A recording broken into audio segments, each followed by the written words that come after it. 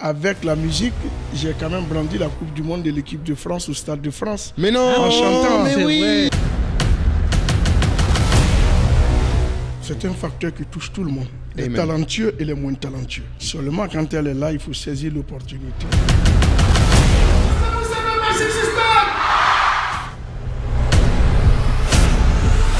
J'avais un besoin de permettre à des gens de rentrer dans la vie active. D'accord. Le chanteur congolais Papa Wemba est mort en Côte d'Ivoire. Il a empoisonné. Oui, c'est ce qu'on entend. C'est fou. Il a tué. Le micro était empoisonné. Les temps.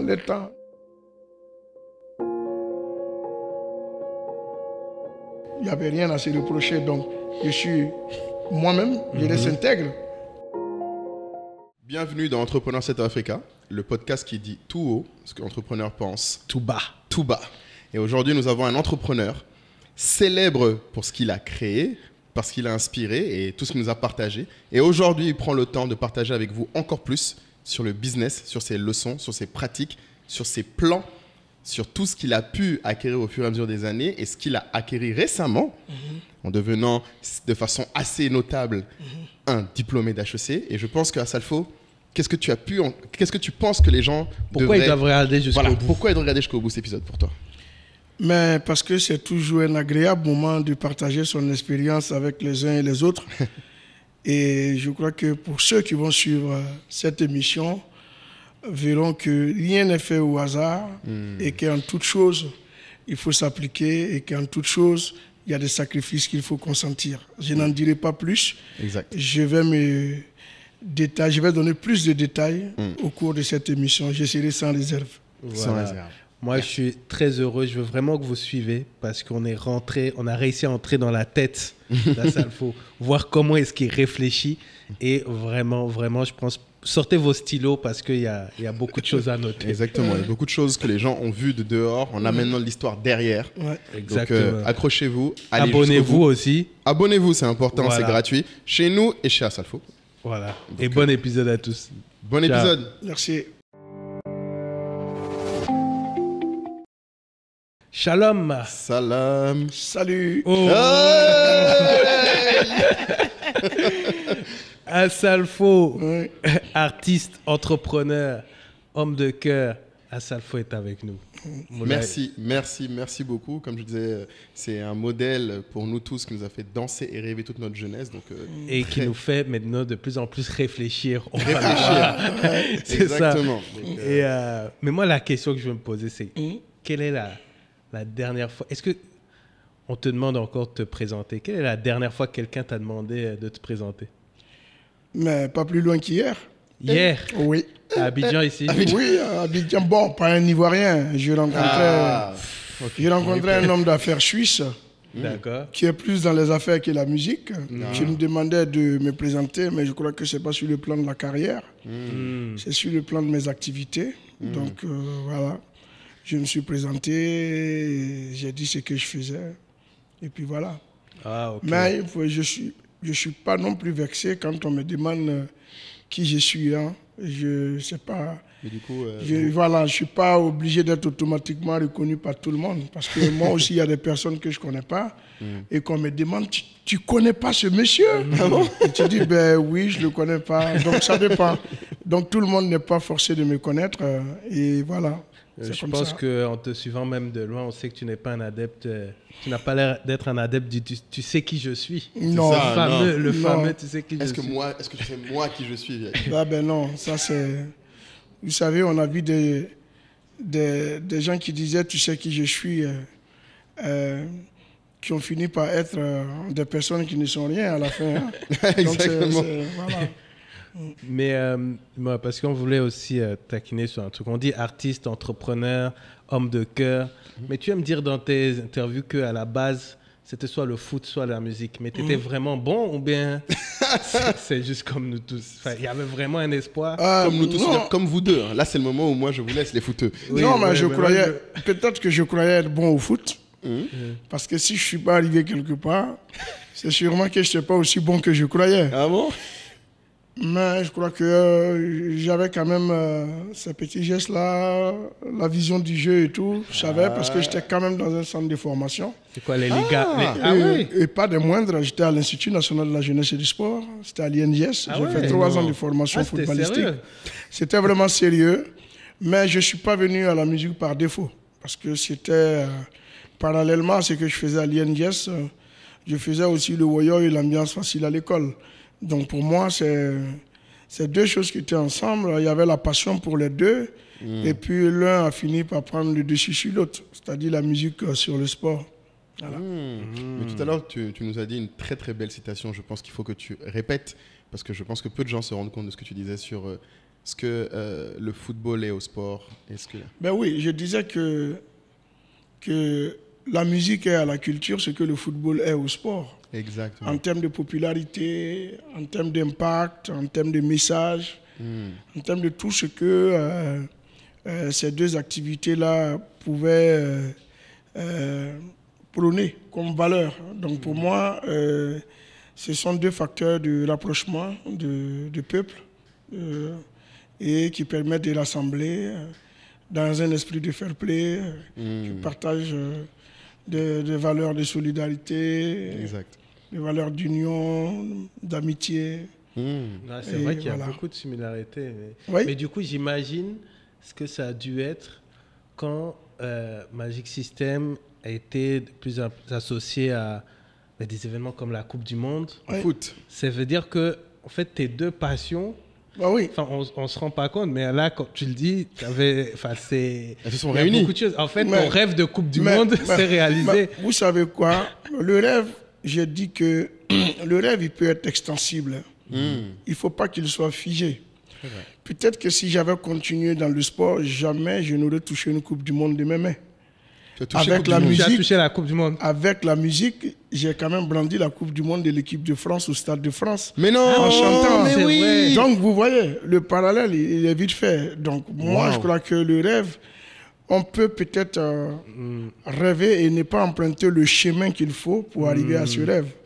Je dis bien que j'aurais fait un centre de formation, j'aurais joué peut-être dans les plus grands clubs du monde. Sans toucher la Coupe du Monde. Je n'aurais pas touché la Coupe du Monde. La preuve en est que mon idole, qui est Cristiano Ronaldo, n'a jamais touché une Coupe du Monde. Non, on va pas rentrer dans des débats. Par la musique, Cristiano Ronaldo. Par la musique.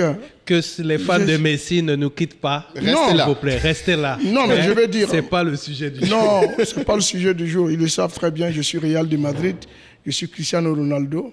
J'ai voulu prendre cet exemple parce que pour moi, c'est le plus grand joueur au monde. Et quand le plus grand joueur au monde ne touche pas un objet que toi, par ta musique, tu peux toucher, tu ne peux que remercier le Seigneur. Amen. C'est vrai, voilà. C'est vrai. Incroyable, incroyable. Wow. C'est-à-dire même la personne, en fait, dans le domaine que tu respectes le plus, n'a pas atteint ça. Pour dire que c'est...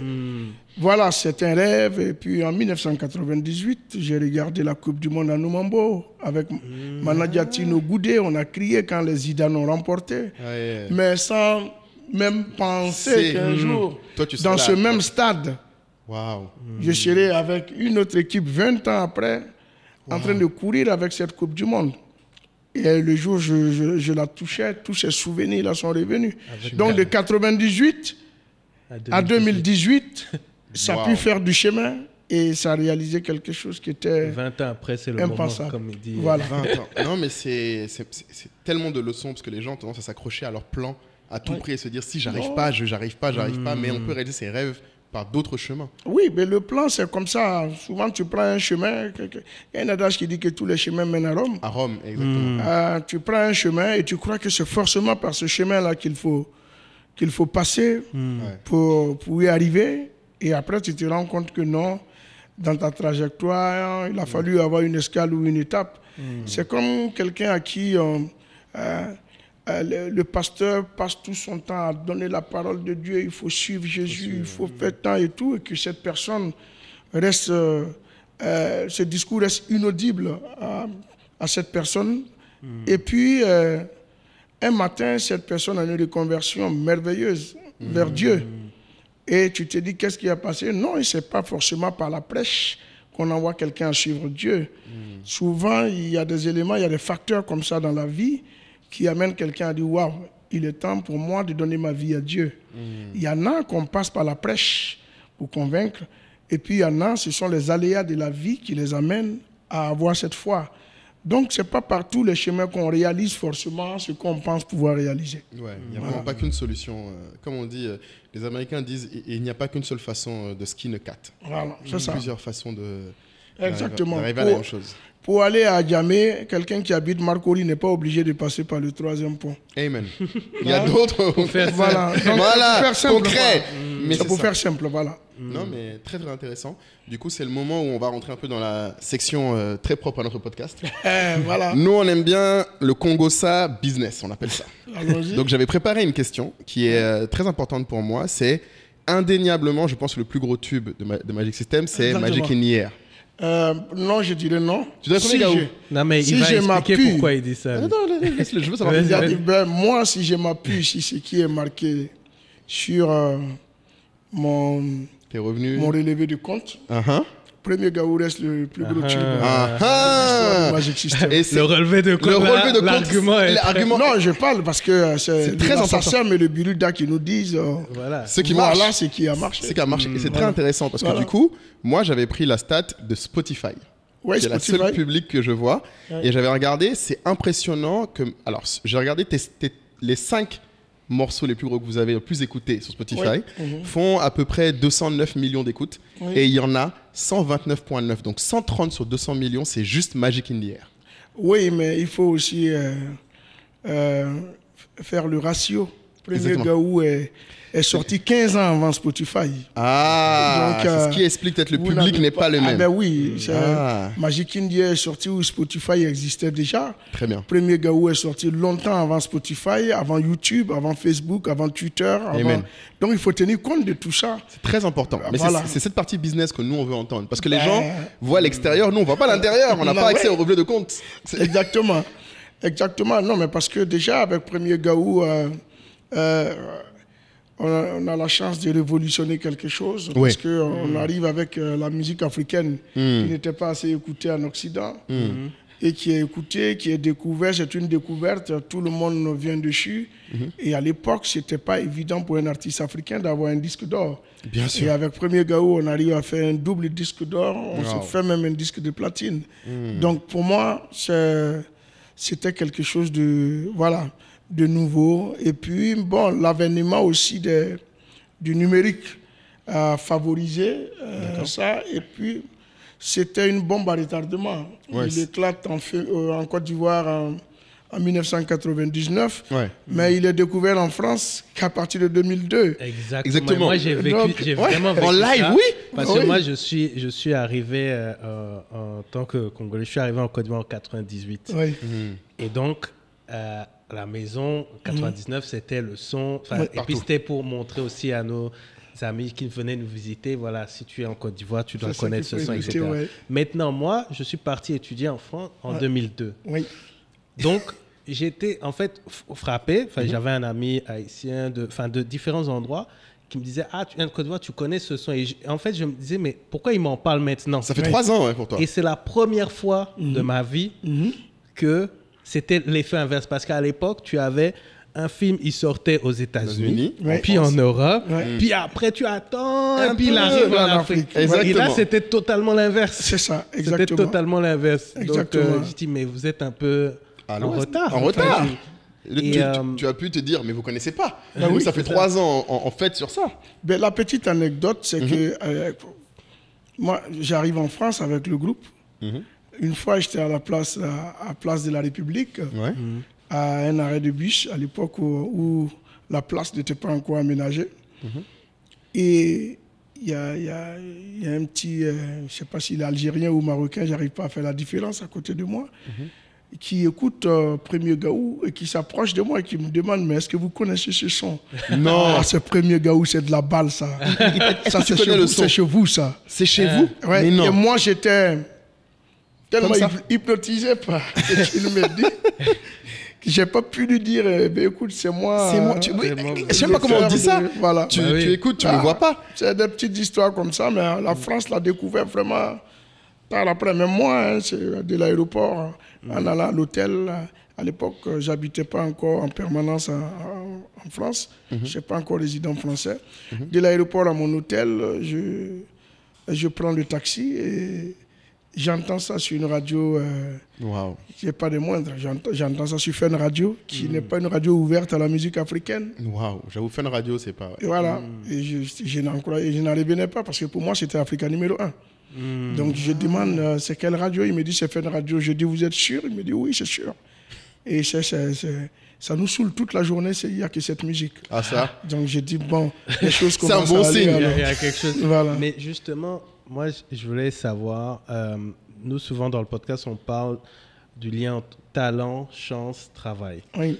Et donc, là, on parle effectivement souvent de Premier Gao et Magic in the Air parce qu'on va dire, si on prend l'analogie, c'est comme les deux gros produits, on va dire, les best-sellers. Ouais, les best-sellers. Mais du coup, là, je suis surpris quand, par exemple, tu entends par hasard, parce que je me dis, vous avez fait un travail pour placer ces sons. Et pareil, pour que Magic in the Air devienne un son officiel à la Coupe du Monde, il y a un travail derrière ou c'est vraiment juste, on est venu vous dire, ah, on aime bien votre son, on va le prendre. En fait, je veux vraiment savoir quelle est la part de travail et de chance derrière. À vos agendas, les amis. Vous l'avez réclamé, vous l'avez demandé, ça y est, il est là. L'épisode spécial couple. Couple, donc avec non seulement vos deux invités, vos deux autres favoris, mais on a des invités spéciaux qui sont là. Tous ceux que vous avez adorés pendant cette première année. Exactement, donc pour les hommes, nous avons Philippe Simo pour nous compléter. Et pour les dames, nous avons Paola Audrey, Laetitia Ncho et Edith Broubleu. Attention, donc nous avons tous les types de relations et situations qui sont représentées. On va parler de tous les points. Mais surtout, parmi les invités, vous pouvez en faire partie. Ce sera le premier épisode où on aura un public présent pendant qu'on enregistre qui pourra poser des questions et même passer du temps avec nous après, parce que ce ne sera pas qu'un enregistrement. Ce sera un chill, on va enregistrer, vous poser des questions, on va parler.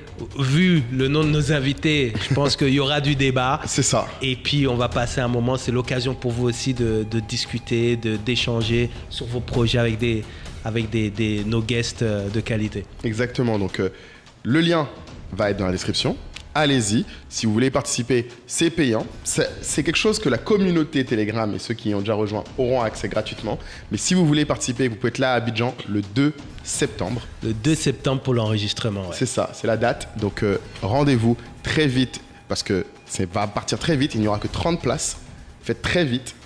Et pour ceux que ça intéresse, vous aurez en plus l'exclusivité parce que les autres auront l'épisode un peu plus tard, voire plus tard. Voilà, donc 30 places, dont 10 qui sont disponibles que pour la communauté, donc 20 places, donc vraiment pas beaucoup. Donc prenez vos places et on a vraiment hâte de vous rencontrer pour passer ce bon moment qui en fait célébrera l'anniversaire de votre podcast préféré. Ciao. Vite. Pour que Magic in the Air devienne un son officiel à la Coupe du Monde, il y a un travail derrière ou c'est vraiment juste... On est venu vous dire, ah, on aime bien votre son, on va le prendre. En fait, je veux vraiment savoir quelle est la part de travail et de chance derrière. Vous savez, la chance, c'est un facteur qui touche tout le monde. Les talentueux et les moins talentueux. Très important. Seulement, quand elle est là, il faut saisir l'opportunité d'aller au-delà de la chance. Donc, on fait Premier Gao, ce n'est pas la première fois qu'un titre explose en Côte d'Ivoire. Mais on a la chance de pouvoir voyager après avec ce titre et de rencontrer de belles personnes. Donc, il y a un facteur chance. Après, il y a un facteur travail. Parce que le plus difficile, ce n'est pas de commencer. Le plus difficile, c'est de pas de faire un tube. Il y a des gens qui ont fait des tubes. C'est le plus compliqué même, c'est de faire un tube et de revenir encore après en force. Voilà. Donc, il fallait travailler.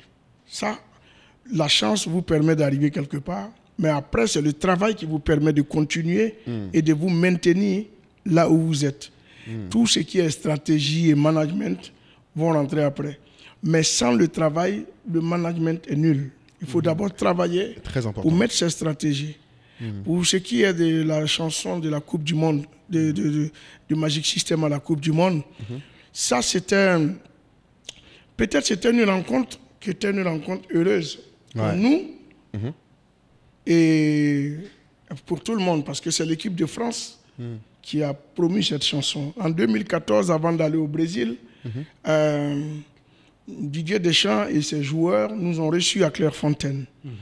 Donc, Dans quel cadre vous les aviez demandé ou non, c'est les joueurs, avant de partir au Brésil, ils avaient besoin de se relaxer avant de se mettre bien. Donc, de se détendre. D'accord. se détendre, et on leur a demandé quels sont les artistes que vous vouliez voir avant d'aller au Brésil. Et le nom de Magic System est revenu Plusieurs fois. à Mais plusieurs déjà, fois. si on vous appelle là, c'est pas de la chance. C'est pas de la chance. Parce qu'il y a eu du... Mais C'est ça. oui, Voilà, on était oui. déjà en 2014 avec des Exactement. titres Bouger, Bouger, Qui dit mieux, Chéri Coco Voilà, et tout ça. Qui avait déjà qui eu était sorti. un ensemble de tubes. Et il y a Magic in the Air qui venait de sortir. Donc, on y va et on renverse, entre guillemets, tout Clairefontaine. Tout Clairefontaine, Même vous Didier retournez le Deschamps. point. Même Didier Deschamps a dansé sur cette musique. C'était fort. Et ces moments-là sont restés inoubliables. Et Didier Deschamps est allé avec cette chanson au Brésil. La France a fait une belle Coupe du Monde parce qu'elle sort en quart de finale. Elle revient. Et à l'Euro 2016, D'accord. Didier Deschamps a reconduit cette même chanson qui amène la France jusqu'en finale. Oui. Donc ça devient comme une petite chanson de chance. Et en 2018 en Russie, la FIFA demande à chaque pays de venir avec 2 chansons. Une chanson pour les échauffements et une chanson Pour les au buts. cas où il y a des buts marqués. Donc presque tous les pays sont allés avec 2 chansons, ils ont choisi. Et Didier Deschamps et l'équipe de France avaient choisi Une seule. et Magic in the Air pour l'échauffement Et pour les Magic buts. in the Air pour les buts. Ah, c'est Et pour ça jamais qu'on la entendait France tout n'a le temps. marqué autant de buts dans une Coupe du Monde. 14 vrai, en buts. plus. Voilà. 14, je suis allé voir les Et stats. Oui, voilà, donc chaque fois que la France marquait, Waouh. c'était C'était reparti. reparti. Donc à force de marquer, après, bon, ça se constate tout de suite quand tu vas sur le YouTube du groupe. Les commentaires sont faits en argentin, en brésilien, en chilien, en Vous l'aviez péruvien. vu direct, ouais. Donc déjà, on voit l'impact que la musique a, ça parle. Parce que chaque fois que la France joue contre un pays et que la France marque un but, Ouais. c'est cette musique-là qui joue. Donc après le match, dans ce pays, tout le monde Connaît essaie le d'y son. aller. Donc c'est comme ça que c'est parti. Waouh. Et après, on est contacté par le Qatar pour utiliser cette chanson pour la cérémonie d'ouverture de la Coupe du Monde. Donc vous voyez, Mais donc, il n'y a pas de stratégie derrière. il n'y a pas eu de stratégie. D'accord. Le travail est aussi une Non, stratégie. le travail et Oui, la oui, stratégie. oui, Parce parce que le que travail a fait qu'aujourd'hui, Tu attires les tout opportunités. tout le monde est venu. Ouais. Mais je crois que si on s'était arrêté à Premier Gaou, en 2018, on était déjà à 19 ans de succès. ouais, vous auriez pu Et- vous arrêter là. Hein. Voilà, on s'arrêtait là. Donc il fallait Mais que qu'est-ce ça- qui Moi, vous a il y donné envie de un continuer des proverbes que j'aime le plus, c'est sois tellement fort qu'on ne peut pas t'ignorer. Voilà, C'est-à-dire c'est que tu ça. travailles tellement qu'au final, dans ton domaine, forcément quelque chose va arriver. Si Oui, tu ça. es constant dans quelque chose, il y a quelque chose qui va se passer. C'est ça. C'est ça. C'est vrai, comme on dit, la chance, c'est quand l'opportunité rencontre la préparation. Exactement. Il faut être préparé parce que l'événement même que vous avez fait à Clairefontaine, ça aurait pu être un concert comme un autre. Ça aurait pu être un showcase OK. Mais si vous avez retourné le coin, Ah ouais, on a retourné. c'est pour ça que Vous avez Didier fait Deschamps après vous a sérieusement. gardé. Mais parce qu'avec Magic System, il n'y a pas de petits concerts. Oui, Ah, c'est ça, ça. Même dans c'est- cette salle, c'est Ça, intéressant. c'est une règle importante. On est 6 dans cette salle, mais si tout de suite on nous dit qu'on doit prester, on va jouer comme si on avait 30 000 personnes au Stade de France ou 18 000 personnes à Bercy.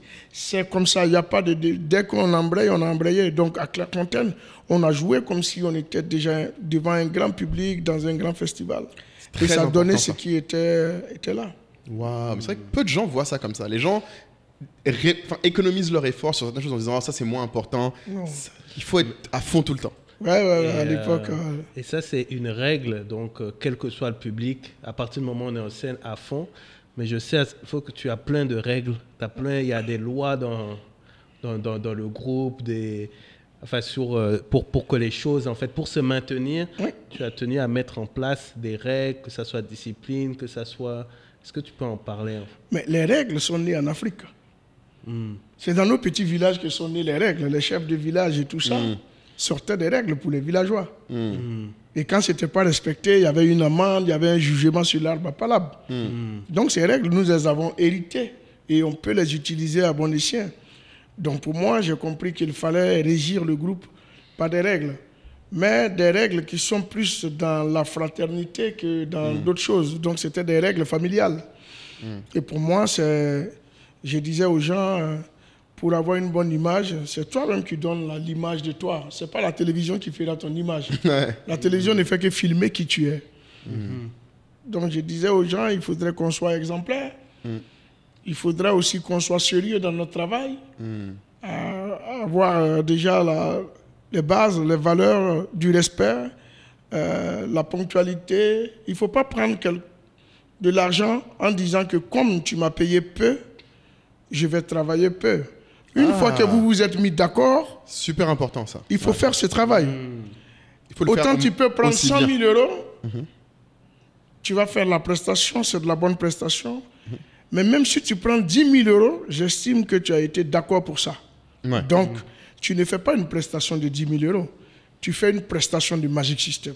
Et tous ceux qui travaillent avec toi sont au courant de ces règles. Tout le monde sait ces règles-là. Moi, je dis que en toute chose, il faut de la déontologie.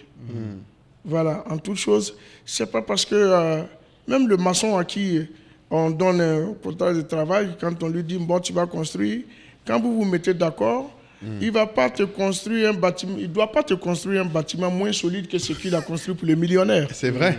Et il doit te devrait donner. pas, en tout cas. En tout cas, il ne devrait pas, mais c'est pas ce qu'on voit toujours. Hein.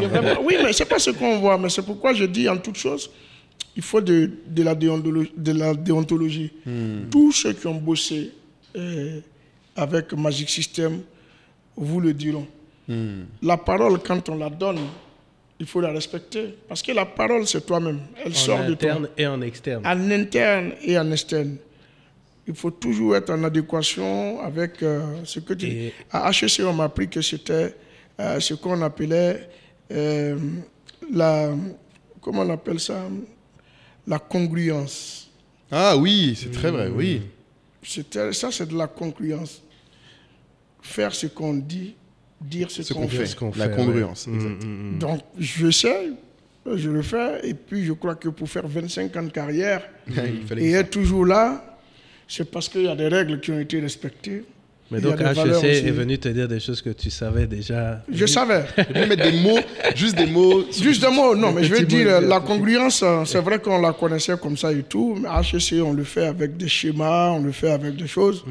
Pour nous situer dans un contexte professionnel ou entrepreneurial. Exactement. Mais dans la vie, c'est des choses qu'on a appris. Parce que j'ai dit toujours, c'est vrai que j'ai fait HEC maintenant, mais je suis à HEC depuis Anoumambo. Parce qu'à Anoumambo, c'est la haute école du culot.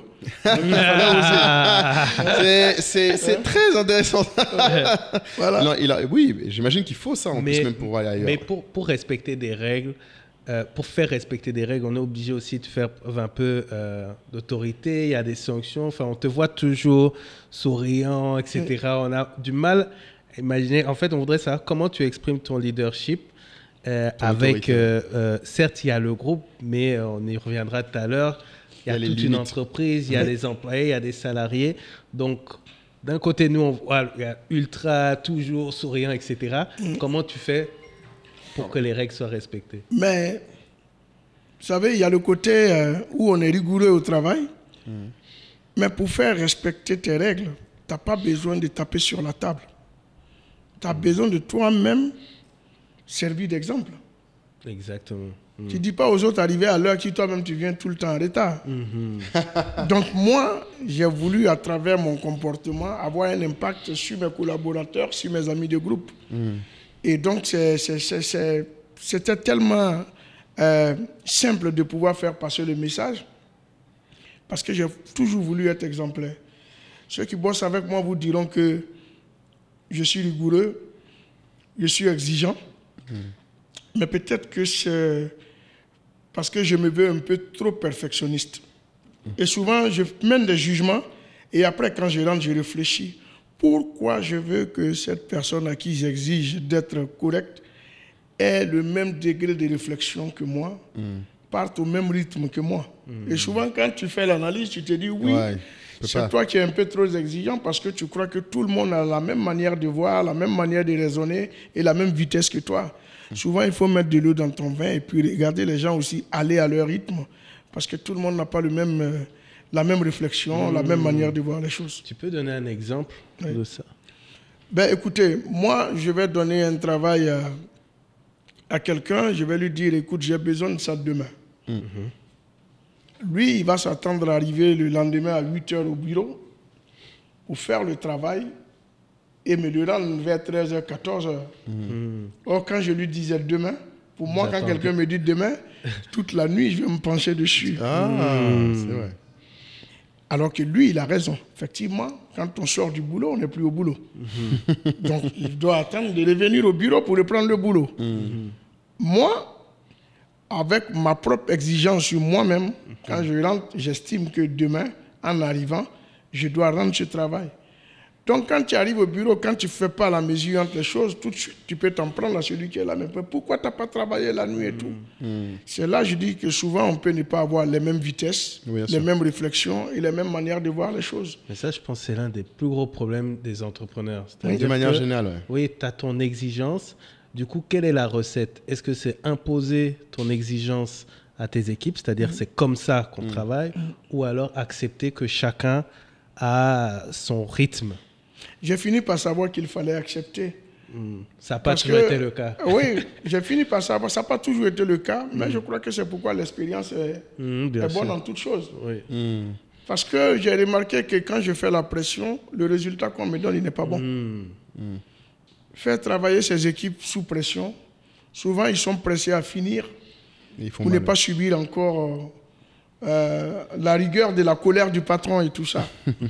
Donc, à un moment donné, tu leur dis, écoutez, faites ça, ou tu anticipes très longtemps. Tu leur donnes du temps. Tu leur donnes du temps pour te donner un travail correct. Au départ, j'appelais tout le monde à mon bureau pour dire, toi, tu es à quel niveau? Ouais, mais pourquoi tant j'appelle celui-là? Je dis, j'appelle celui-là. Et je mettais la pression sur mes collaborateurs. Et après, le travail n'était pas celui que je voulais. Il y avait des coquilles dans les tests saisis, il y avait des chiffres qui n'étaient pas cohérents.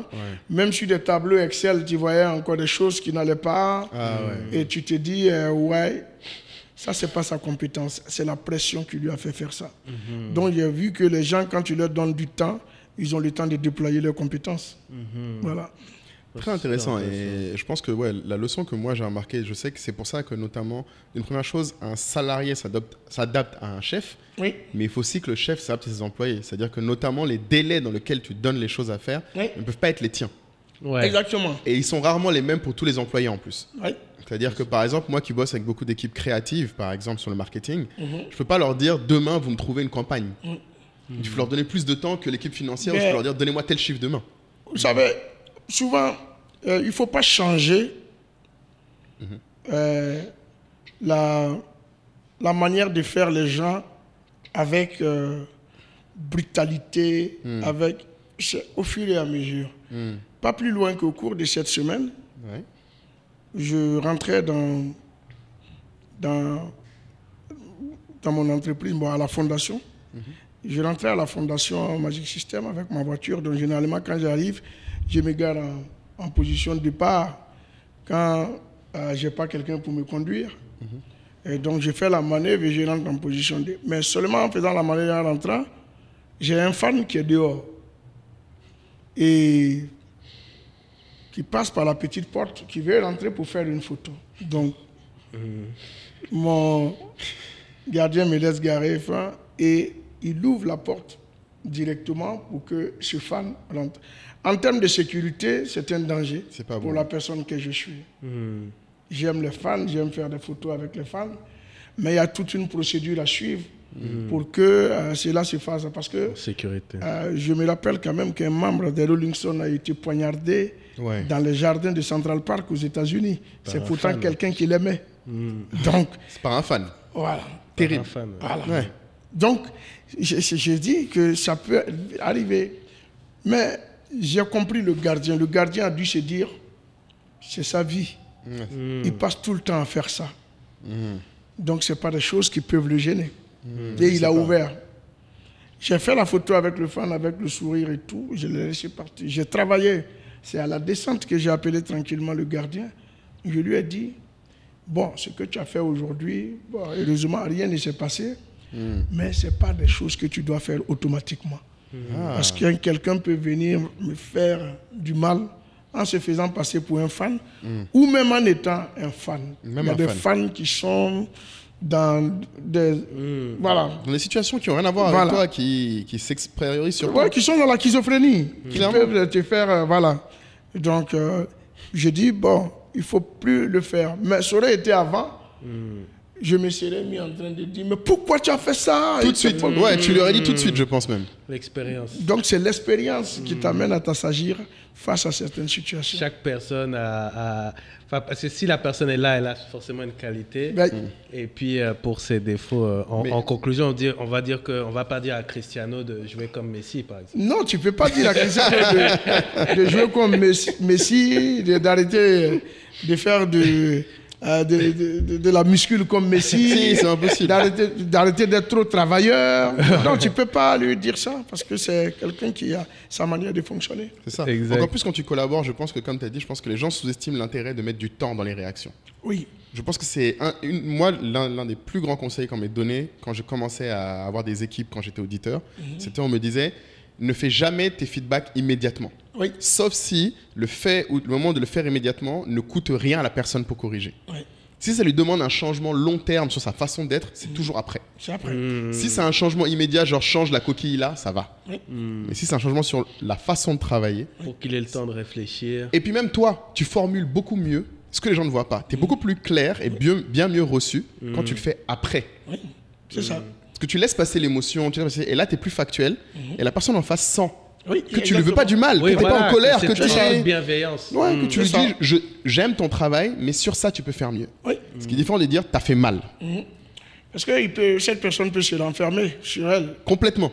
Et ne plus percevoir ton message comme un message de vouloir à lui permettre de s'améliorer. Donc c'est un peu compliqué souvent. Et je me demandais du coup, est-ce qu'à HEC, vous avez eu des sujets là-dessus, des cas, des mises en situation? Parce que c'est quelque chose que les managers ne savent pas trop comment l'apprendre. Où est-ce qu'on l'apprend? Donc toi, j'ai l'impression que tu l'as appris par toi-même, c'est peut-être en testant. Oui, ce qui m'a facilité la tâche, c'est que je le dis, j'ai été dans la vie active avant d'aller chercher le diplôme. Contrairement à certains qui ont le diplôme et qui maintenant doivent être dans la vie active pour apprendre. C'est ça. Donc je rentre avec quand même des prérequis et j'ai ça. Ça renforce quand même ma gestion humaine au quotidien. C'est de savoir, par exemple, prendre les émotions des uns ou des autres avec le cours sur le bonnet rouge, le bonnet jaune et tout, pour définir les émotions, la sensation. Ah, vous avez un cours là-dessus, carrément? Oui, on a un cours dessus, frère, c'est HEC. Je savais, mais je sais. Donc, excusez-nous, moi, je ne s'amuse pas là-bas. On s'amuse pas, non, mais j'ai toujours l'impression que les gens imaginent les cours théoriques de management comme étant des cours essentiellement basés sur des grandes théories de marché et très peu des théories pratiques de gestion de l'humain. Non, mais au fait, c'est le master que tout le monde a vu chez moi. C'est ça. Mais avant d'arriver au master, il y a eu quand même de la certification. Ah, oui, c'est vrai, j'ai vu que tu as fait un certificat avant. Il faut faire un certificat, il faut valider le certificat et après il faut continuer. C'est des modules. Et qu'on apprend tout, la gestion humaine, la communication, le management dans sa globalité. Donc, on a la chance, c'est comme quelqu'un qui a un permis, qui n'a pas conduit pendant des années et qui doit repartir et passer le permis. C'est un peu compliqué. Passer le code maintenant, là, voilà. Donc, c'était un peu ça. Donc, nous, on est rentrés avec nos acquis. On ne savait même pas qu'on avait aussi des mauvaises habitudes. Parce que c'est quand tu rentres à HEC intéressant, ça. Qu'on te fait savoir que ton comportement n'est pas bon. Parce que chacun fait un peu le bilan de ce qu'il a et tout. De tes routines de travail, de ta façon de réagir à telle ou telle chose. Voilà. Et on te dit, mais non, un patron, ça ne se comporte pas comme ça. Hop. On s'arrête pendant 2 petites minutes parce qu'il faut que je vous parle. Si tu écoutes ce podcast ou tu le regardes, c'est que tu es quelqu'un de différent, qui s'intéresse aux choses importantes et qui veut aller dans la profondeur. Mais je pense que plus que d'écouter et juste de consommer, ce qui nous distingue, on en a parlé dans les différents épisodes du podcast, c'est comment on agit. Et comment on agit, c'est sur quoi on investit. Je pense que la meilleure solution pour devenir meilleur, c'est d'investir sur vous et surtout d'être avec des personnes de qualité. Donc je pense que vous aimeriez bien causer avec Kayi ou moi, échanger quotidiennement. Et pour ça, il faut rejoindre la tribu Telegram. Parce que dans ce groupe, ce n'est pas un groupe WhatsApp comme un autre. Déjà, tu peux nous parler à nous tous les jours. C'est cool. On échange sur tous les sujets dont vous voulez, mais surtout, il y a des gens d'exception, de tous les pays, de tous les bords, de tous les types et tous les métiers qui sont passionnés par une seule chose, s'améliorer tout en étant léger et essayer d'être heureux. Donc, ça ne coûte que 100 €. Et vous savez que je parle de chiffres, c'est important. Si 100 € vous permet d'être une meilleure personne avec des gens de qualité, je pense que c'est un deal à ne pas louper. Donc, j'espère vous retrouver très vite dans la tribu Telegram.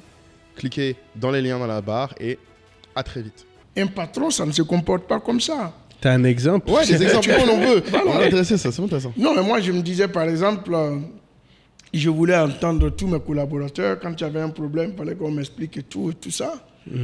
Et on m'a laissé croire que je fais du micromanagement.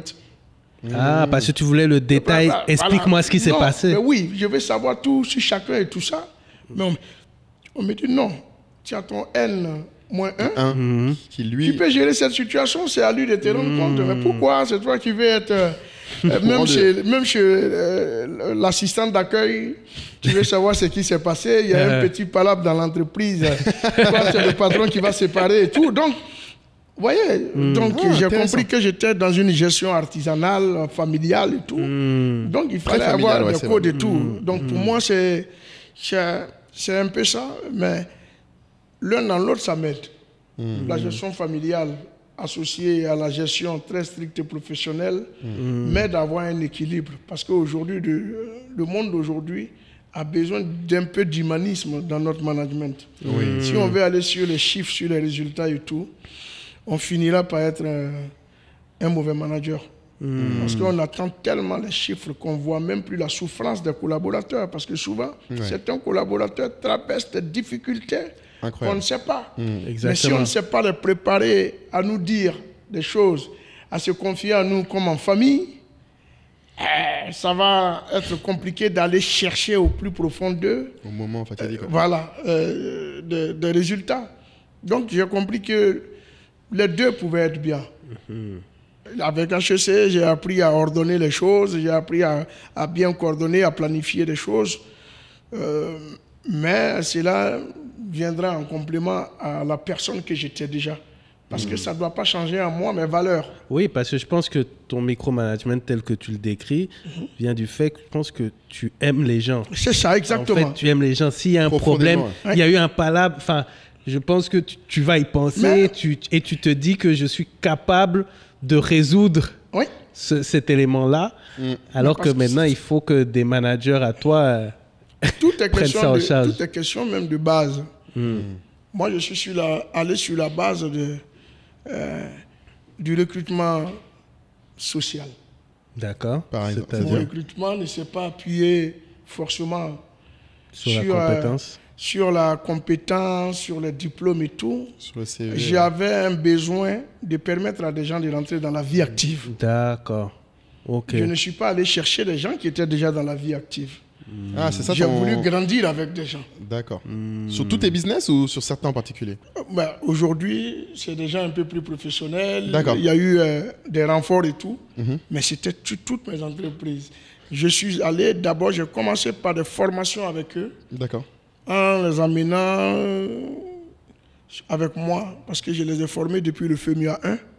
Ah, ce premier FEMUA, d'accord, ouais, déjà. Tu t'es dit, je vais prendre des gens qui n'ont pas encore eu d'opportunité. Oui. Et ok, ça, c'était ta vision de base. C'était ma vision de base. Construire toutes tes entreprises comme ça. Comme ça. D'accord. Intéressant. Donc, j'arrive à le faire.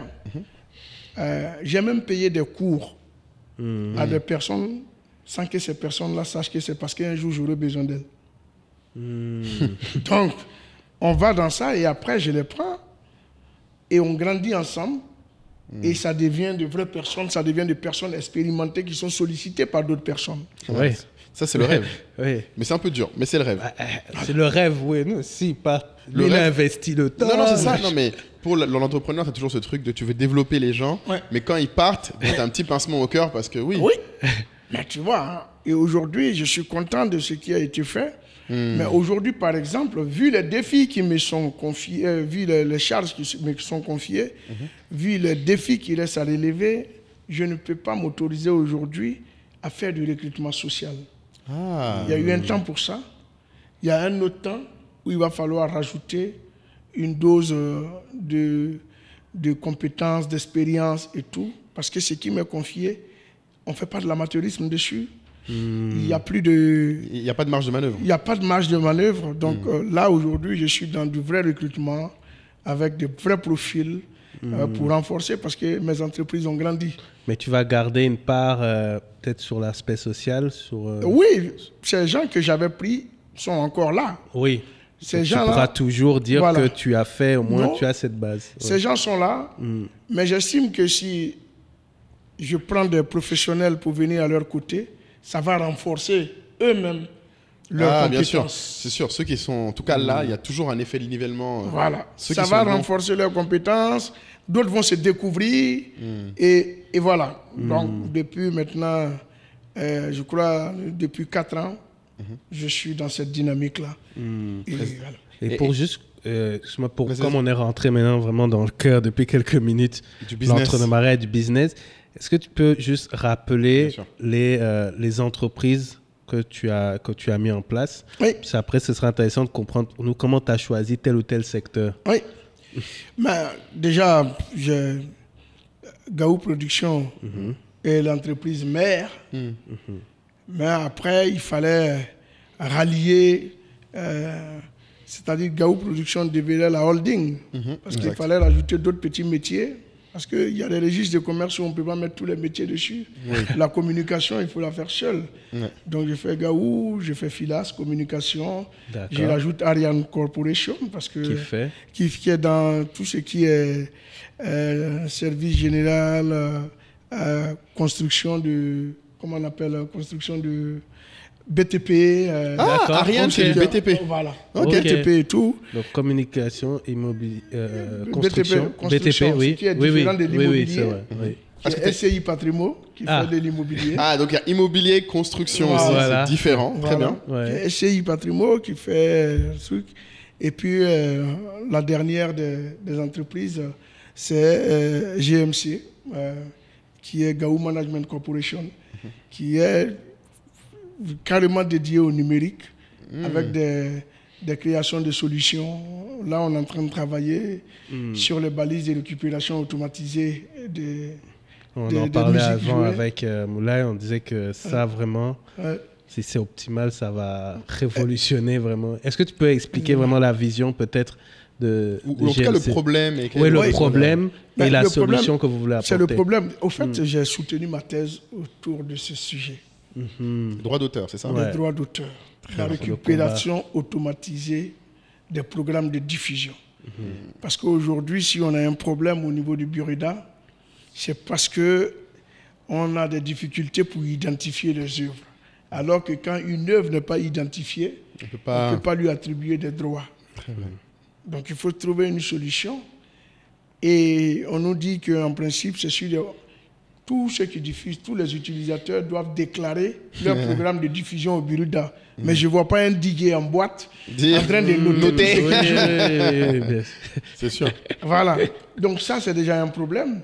Dans les maquis, on joue nos artistes, mais personne ne peut identifier qui il a joué. Les gens jouent des trucs. Donc pour moi, j'ai trouvé que la première problématique, c'était l'identification des œuvres.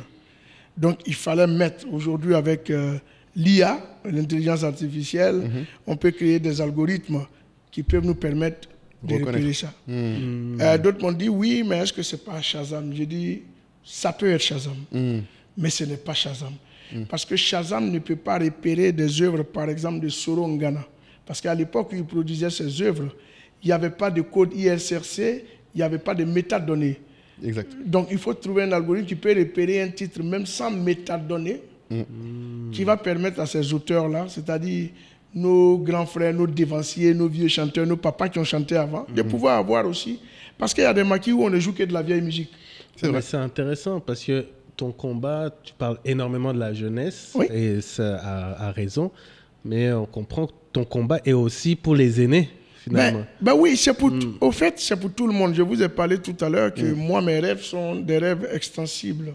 Au fur et à mesure que j'avance, je vais toujours servir la communauté. Et c'est toutes les communautés qui sont touchées.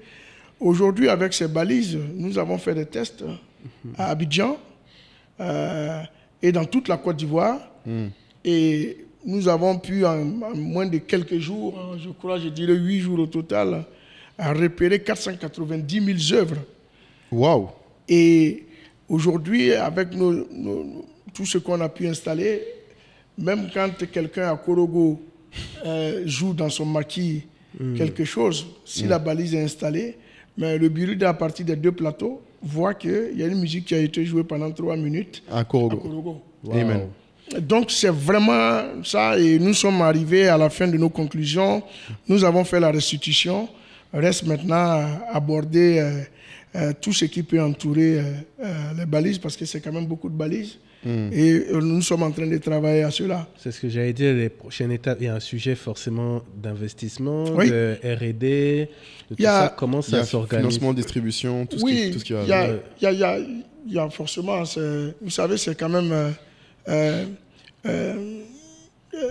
un plan, c'est comment on appelle, c'est une solution technologique. Quand c'est une solution d'ordre technologique, ça demande beaucoup d'investissement en recherche et développement. Oui. Ça demande beaucoup d'investissement pour l'achat des balises et tout. Donc pour nous, c'est la seule personne à qui on peut s'adresser, c'est à l'État. Parce que l'État avait réglé ce problème il y a longtemps. Donc, j'ai eu des entretiens avec ma ministre de tutelle, j'ai eu des discussions avec la direction et le co-gère du Burida, on en a parlé et tout. Donc maintenant, c'est de voir comment ensemble on peut trouver la solution idoine pour que voilà, on puisse résoudre cette problématique pour de bon. Parce que si il y a des problèmes au Burida, aujourd'hui, s'il y a des crises à répétition, c'est parce que cette problématique-là existait. Mais maintenant, il n'y aura pas, personne ne viendra se plaindre devant le Burida parce qu'on te sortira la fiche et on te dira voilà. Voilà ton relevé. Donc tu ne toucheras que ce qui a été diffusé. Donc c'est à ça qu'il faut arriver. Je pense que toute l'Afrique en a besoin. Et il n'y a pas Ah que oui, la Côte j'ai d'Ivoire, discuté. c'est toute l'Afrique. hein. Si, j'ai discuté avec l'UEMOA. J'ai discuté, l'UEMOA m'a permis avec l'OMPI, l'Organisation mondiale pour la protection intellectuelle, m'ont permis lors d'une rencontre d'exposer mon sujet devant tous les directeurs des maisons de droits d'auteur en Afrique qui ont tous adhéré au projet. Mais comme la charité bien ordonnée commence par soi-même, Amen. Oui, oui. j'estime que c'est en Côte d'Ivoire prototype. On commence. qu'on va commencer et puis pour le reste, on va voir. Voilà. Et juste peut-être au cas où tu recherches des profils, parce que tu parlais de... tu faisais allusion à maintenant, je suis obligé de faire des recrutements très sérieux par rapport au gros projet que j'ai. Est-ce que tu faisais allusion? Oui, Peut-être qu'on mais peut je passer faisais une même déjà annonce, allusion, mais ce projet, oui. c'est des ingénieurs qualifiés, c'est des jeunes Ivoiriens, ingénieurs qualifiés, qui ont démontré leur expérience à plusieurs niveaux et qui ont accepté d'être à mes côtés parce que c'est une cause noble, c'est un défi à relever pour nous tous. Et c'est en train de partir. Ça, c'est vraiment... Les stagiaires, ça va venir après. Mais là, Oui. c'est vraiment... On a Pour le moment, besoin il faut de... des- Voilà. Il faut les Mais pros. moi, je voulais dire, j'ai l'impression que, peut-être, bon, tu ne seras pas d'accord, mais qu'il n'y a que toi qui peux mener à bien ce gros projet, c'est-à-dire ce combat-là.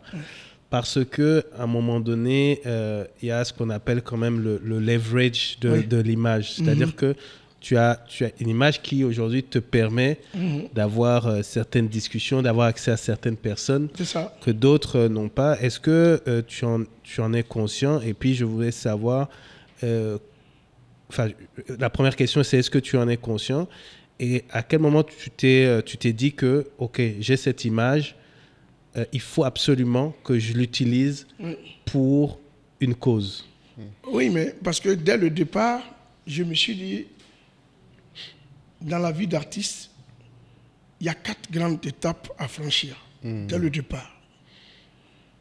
La première étape, c'est la révélation. On est révélé au grand public, on fait tout et tout ça. Ouais. La deuxième étape, c'est de confirmer qu'on n'est pas là par hasard. C'est la Donc longévité. les œuvres, il faut les sortir, il faut faire montrer. plus de qu'on est là. hits, plus de tubes. Et la troisième, c'est la consécration. On est au-delà de ses frontières. Son nom aujourd'hui, rien que le nom installe un événement. Et on devient un exemple, on devient une référence dans son secteur. Là, c'est la consécration. Et la quatrième étape, l'étape la plus compliquée, c'est l'institutionnalisation, où on crée une transversalité entre ce qu'on fait et tous les autres secteurs d'activité, Wow. où on peut être utile à n'importe quel secteur. Où là, on parle de sa culture, là où ce n'est pas la culture avec petit c, c'est la culture avec grand C, la culture générale, et dans la culture, et dans la politique, et quand on parle d'environnement, et dans tout ça, tu deviens institutionnel. On t'invite dans des activités qui n'ont rien à voir avec ton activité principale. Avec la musique. même. Là, c'est l'institutionnalisation de l'artiste. Et ça te permet de débattre autour de tous les sujets. Ça te permet de porter des projets, de porter des sujets et de jouir d'une certaine crédibilité envers...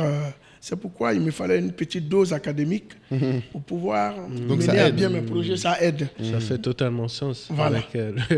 avec le schéma. Mais ce schéma-là, dès le départ, tu l'avais en tête? J'avais déjà ce schéma en tête. Les Mais je vous quatre dis qu'à étapes, là? à 13 ans déjà, j'étais celui qui organisait des tournois de football à Numambo. À 13 ans, j'étais le président de la fédération numambolaise de football, si je peux dire. Ainsi. Donc, à 13 ans, on faisait déjà ça. Mais c'est une question de... j'ai donné une conférence hier où je parlais du rêve. Le rêve, on travaille à le réaliser. Et pour y arriver, il faut une révolution.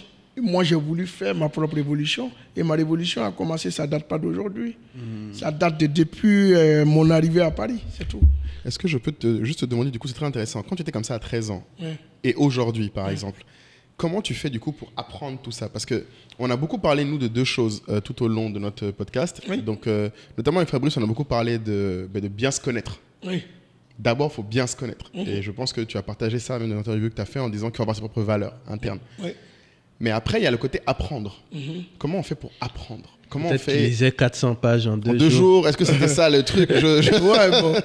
400 pages en 2 jours, je crois que... Heureusement que c'est parce qu'il était étudiant. Parce que Voilà. je ne pense pas que le Fabrice d'aujourd'hui, même 20 pages en un jour, il peut le faire. Parce que là, Trop de boulot. avec tout le boulot qu'il a à faire, ça risque d'être compliqué. Mais étant étudiant, c'était possible. Mais je veux dire, tout ça, c'est dans l'humilité qu'on le fait. Exact. Parce que tant que tu ne te remets pas en cause, tant que tu ne te dis pas je ne sais pas tout, tu ne peux rien apprendre. Ouais. Je vais vous donner l'anecdote de la tasse de thé. Ça aussi, c'est à HEC que j'ai appris cette anecdote. C'est un sage indien qui doit recevoir un professeur d'université chez lui. Et bon, ça, je ne veux pas la raconter parce que je raconte dans mes conférences et j'ai peur que j'arrive à une conférence que ça ne... Que tout le monde puisse se dise pas avoir- ah, t'inquiète pas, je vais vous le dire, mais voilà, c'est cadeau. C'est cadeau. Donc, le professeur arrive et voit le sage. Voilà, Mais encore. le professeur arrive. Et le sage, il voit que le professeur, il rentre trop rempli. Trop, je ne dirais pas guindé, mais trop suffisant. Ouais. Et le sage qui fait asseoir le professeur et qui lui demande, je vous sers un thé, puisque c'est la tradition chez moi. Le professeur qui lui dit, servez-moi un thé. Il sort sa bouilloire, il sert le thé du professeur. Et il sert jusqu'à ce que la tasse déborde. Et jusqu'à ce que l'eau coule, mais il continue de servir. Et le professeur qui dit au sage, mais arrêtez de servir, vous ne voyez pas que que l'eau ça coule. Et le sage qui dit au professeur, oui, c'est comme ça que je vous ai vu rentrer tout à l'heure. Vous êtes rentré tellement suffisant de vos connaissances que je voyais déborder. Et je ne trouvais pas de place pour en rajouter quelque chose. Donc souvent dans la vie, il faut vider un peu sa tasse de thé. Ah, ça. Si on a envie d'apprendre quelque chose. Waouh. Ouais. Donc moi, c'est cette tasse de thé que je vide à chaque fois. Parce qu'on m'a demandé qu'est-ce que je venais faire à HEC avec tout ce que j'avais. Je leur ai dit, j'ai vidé ma tasse de thé aussi. Donc, parce qu'il fallait enlever la notoriété, le statut social, Ouais, les trucs que il ça faut avoir qu'on a. l'humilité pour se dire j'y vais. Voilà. Donc, il faut avoir l'humilité en toute chose Toujours pour s'enrichir. apprendre. Bon, C'est tout. c'est très vrai. Il y a des gens qui ont l'esprit mal tourné comme moi qui diraient qu'il faut juste avoir une tasse de thé plus grande. Mais bon. mais on est d'accord. Même la plus grande, elle peut être remplie. À un moment, elle va être remplie. À un À un moment, moment donné, elle est en fait, remplie. il n'y a pas de process où il ne faut pas à un moment vider. Ben voilà. Il faut arrêter. Voilà. Et c'est très intéressant parce que du coup, à l'époque, concrètement, et même maintenant, donc HEC, c'est un bon exemple de maintenant, comment tu as pu vider ta tasse. Oui. Mais quand tu Mais j'ai vidé, hein, il faut que je vide encore parce que bon, je sais que je vais vous dire quelque chose qui ne vous surprendra pas. Je retourne encore à l'école. Je retourne faire une certification pour les ICC. Ah, Donc bien. je trouve que j'ai beaucoup. il y a des Industrie choses à faire. culturelle et créative. Les industries culturelles et Mais, créatives. non, mais en fait, oui, ça ne surprend pas surtout. Mais moi, je suis resté sur ça sur le plan, les 4 étapes. Oui, quand une fois que tu as les Parce que 4 là, étapes, c'est clair. oui, en fait, tout est clair. Ben oui. En fait, toutes les interviews, les choses que tu mets en Tout place, était etc. prémédité, En fait, tout était déjà là. toute ta carrière, tout ton parcours vient clair au vu de ce plan-là. C'est ça. Et donc, dans cette institutionnalisation, en fait, oui, il faut effectivement plus de rigueur dans les recrutements, plus de liens avec les institutions. Moi, je voudrais demander, est-ce que dans ce plan, je reviens un peu à mon sujet sur le personal branding, parce qu'on a un débat un peu là-dessus avec Lai, où lui il dit oui, des gens qui travaillent trop sur leur image, ils cachent quelque chose, etc. Et moi je lui dis que non, ça peut servir en fait à certaines choses. Donc je voudrais savoir quelle est la place je sais qu'il y a beaucoup d'authenticité, mais quelle est la place de la stratégie dans la manière dont tu as bâti ton image? Mais si je mettais de la stratégie à fond, je risquais de me tromper parce que l'image aussi que je voulais donner de moi, c'est l'homme intègre. L'homme qui ne sait pas faire des choses en pensant à d'autres choses ou dans l'égoïsme de pouvoir plaire à tout le monde ou de pouvoir être celui qu'on est et tout. Je le faisais en puissant être utile à ma manière, à ma communauté, à toutes les personnes qui sont autour de moi. Je disais que quand quelqu'un dit qu'elle est riche, quand une personne dit qu'elle est riche, la richesse, elle doit être inclusive. Tout le monde doit profiter de ce que tu es. Mais pour arriver à l'institutionnalisation, ce que je ne vous ai pas dit, il y a quand même des étapes. Bien sûr. Oui, oui. Ouais, j'imagine que les Il y a 4 des étapes. Oui. les étapes intermédiaires dans les 4 étapes. 4 évidemment. étapes, mais c'est Il y a des 30. étapes. Il y a des étapes. Il y a des scandales qui peuvent arriver. Bien sûr. Il y a des crises qui peuvent arriver. Il y a des déraillements qui peuvent arriver. On peut être même victime collatérale de quelque chose qui n'est pas donc. Faire attention à tout ça, vous avez vu, hein, je donne toujours l'exemple d'à côté là en 2021, 2020-2021, je crois, avec la crise de la Covid, le fait que ma famille est refusée d'aller à l'INDS, ça a créé tout un scandale. Et ça, ce sont des crises qui peuvent enterrer quelqu'un, des crises qui peuvent enlever en vous tout ce que l'on pouvait penser. J'ai été victime d'une vindicte. Tout le monde m'est tombé dessus. Mais c'est là que l'humilité doit jouer. Je reconnais mon tort. L'instinct paternel m'a envoyé à commettre une grosse faute. J'ai reconnu mon tort. J'ai demandé pardon. Mais ce n'est pas pour autant que je vais m'asseoir pour m'apitoyer sur mon sort. Je dois rester focus sur ce que j'ai dit. C'est ça aussi. Parce que nous sommes amenés à traverser des épreuves pour arriver là où nous sommes. Donc, ce n'est pas comme ça, on ne dessine pas 4 plans et puis on dit, là, j'ai fini là, je traverse là, j'ai fini là, je traverse là. Tu traverses même les étapes sans savoir que tu les as traversées. Donc, il y a ça, faire l'effort sur soi, porter le personal branding dont tu parles. On dit oui, on fait la promotion de soi pour pouvoir cacher des choses. En politique, ça peut être possible. Mais en musique, ça vous trahira. Parce que si vous n'êtes pas en cohérence avec ce que vous faites, avec ce que vous dites, vous devenez incongru et personne ne vous comprend. Donc pour moi, ça a été tellement naturel. L'apprentissage, c'est ça. Même et rentrant dans vos locaux, j'étais en train d'apprendre quelque chose. Les dispositions qu'il faut prendre dans des locaux et tout. Je regarde tout ça. Bon? Même l'environnement. Mais ça devient une maladie, ça devient Bien sûr. une malformation. Un réflexe. Une fois Ouais, réflexe. de toujours apprendre. Partout où on arrive, on a envie de voir à quoi on n'aurait pas pensé. La curiosité. Qu'il existe la curiosité. C'est ça. Mais Du coup, sur les crises, il y a peut-être une crise du coup, dont beaucoup de gens voudraient qu'on parle avec toi, du coup, et qui pour moi est importante aussi. C'est beaucoup de gens, lorsqu'il y a eu malheureusement le décès au FEMUA, Papa Wemba, c'était une crise qui... Alors, il y a eu beaucoup de gens qui ont dit des choses horribles autour. Oui. Horribles. Oui. Et qui... Les gens se demandent beaucoup comment tu fais pour gérer les crises. Comment toi, mentalement, tu tiens au milieu de tout ça. Surtout que, Oui. il vient de nous dire que son objectif numéro 1, c'est qu'on le voit comme intègre. Donc ça doit te faire mal Encore plus vraiment. C'est ça, exactement.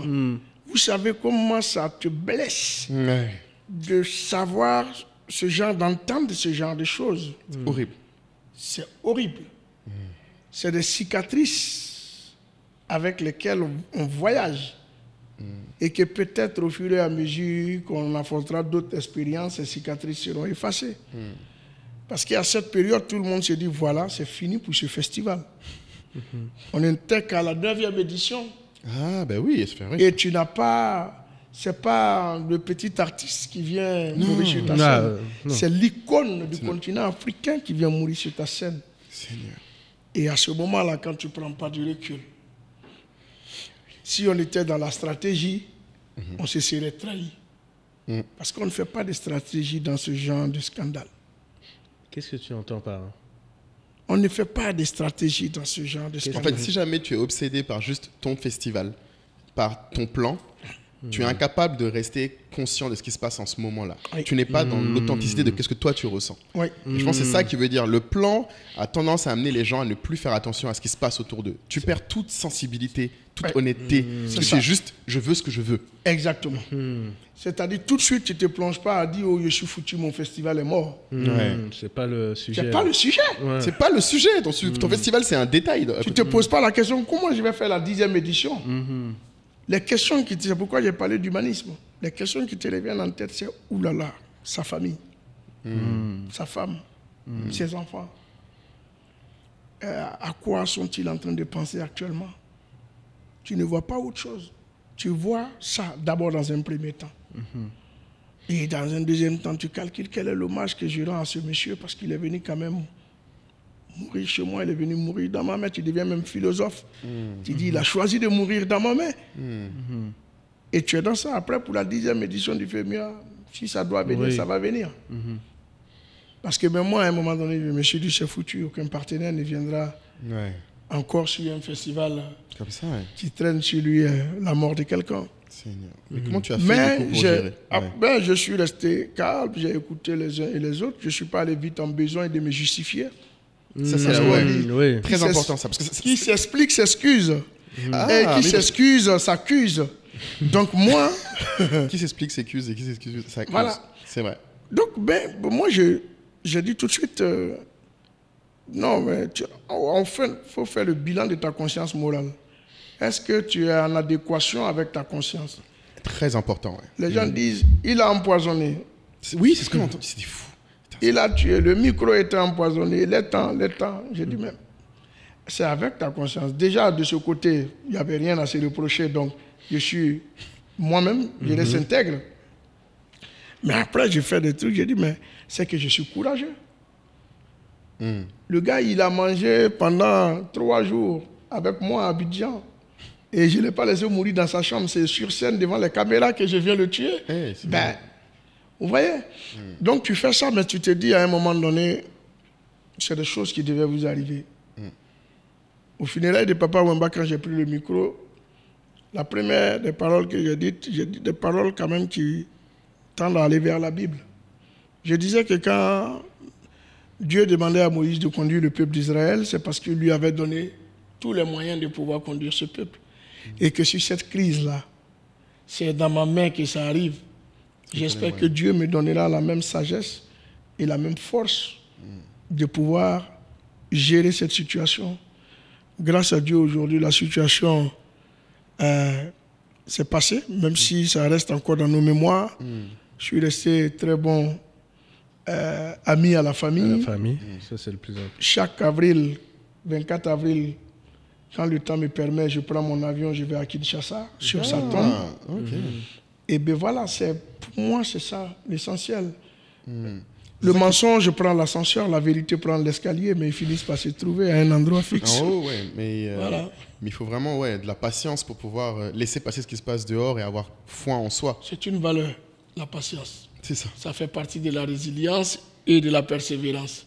Ouais. Donc déjà, on ne peut pas être leader si on n'a pas pour valeur la résilience et la persévérance. Persévérance. Et surtout, pour nous qui venons dans nos Mambo, quand vous nous parlez de patience, ben, c'est comme si C'est la base. c'est la base, quoi. Ah bon? Mais pourquoi? C'est intéressant ça. Qu'est-ce qu'il y a de... Parce que c'est vrai que c'est pas quelque chose de très commun en Côte d'Ivoire. Je trouve que les gens sont pas très patients de manière générale. Oui, mais pourtant, c'est une valeur absolue. C'est une valeur absolue d'être patient. C'est très important. Dans la vie, quand on est trop pressé, souvent on finit par ne pas y arriver. Souvent on finit par décoller sans savoir où on atterrit. Et un avion qui ne sait pas où il atterrit, c'est un crash, je l'ai dit dernièrement. C'est ça. Donc pour moi, c'est pas... Le plan est important, mais Moi la j'ai patience... vu, tous mes amis ont réussi, avant nous, tous nos amis warriors avec qui on tapait tam-tam, là, ils ont réussi, ils allaient en France, ils revenaient nous trouver à Noumambo. Bah, on a dit on va rester patient, persévérant, quand notre tour arrivera, on va le faire et Un notre tour est Gawa à arrivé. Paris. Ouais. C'est ça. Et Tu avais le plan, c'est ça. par rapport aux valeurs dont tu parles beaucoup, est-ce que tu nous as cité toutes les entreprises que tu fais, est-ce que tu as eu à refuser des opportunités par rapport à tes valeurs? Parce que tu dois être très sollicité pour des opportunités. Donc, Bah oui. Hop, hop, hop, hop. On s'arrête pendant 2 petites minutes parce qu'il faut que je vous parle.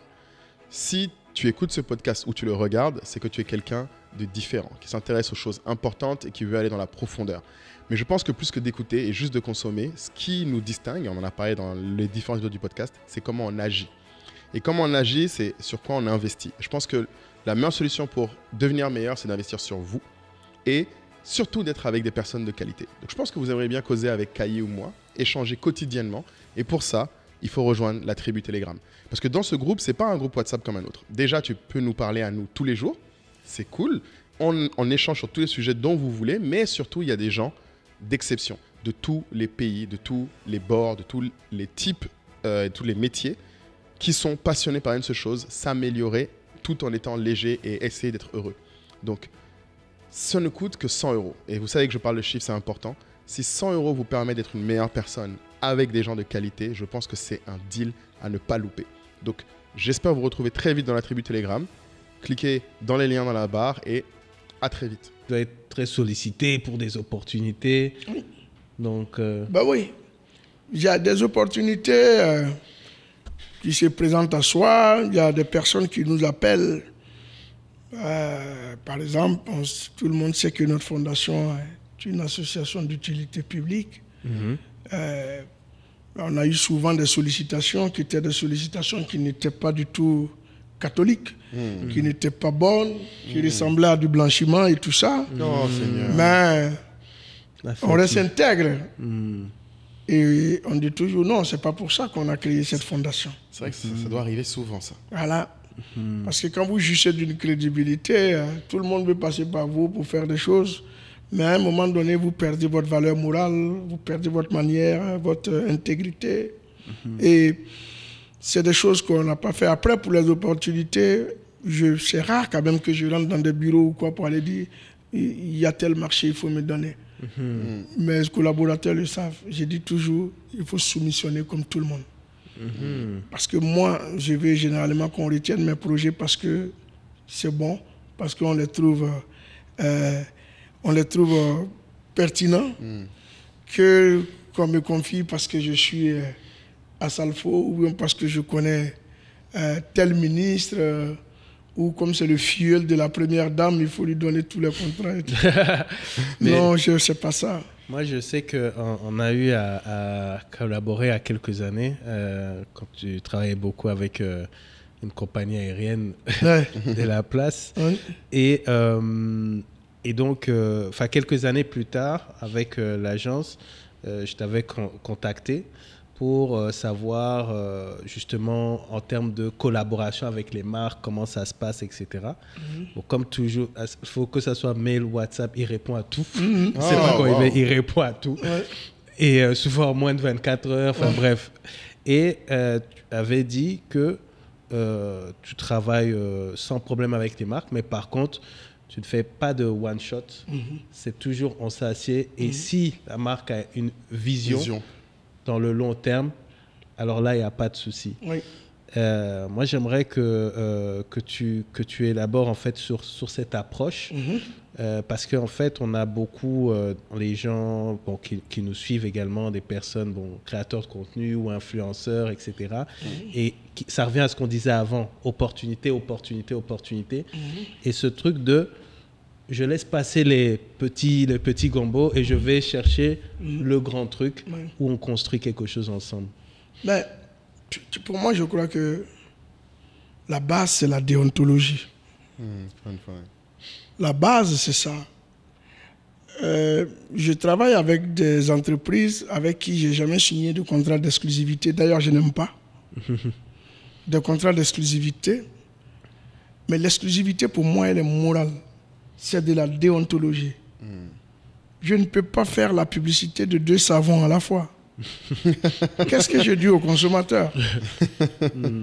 Je ne peux pas faire la publicité de 2 marques qui travaillent dans le même secteur d'activité. Donc, sans même écrire exclusivité dans mon contrat, c'est ma conscience qui me dit. Parce que je suis en train de dire à Kai, il faut te laver avec tel savon.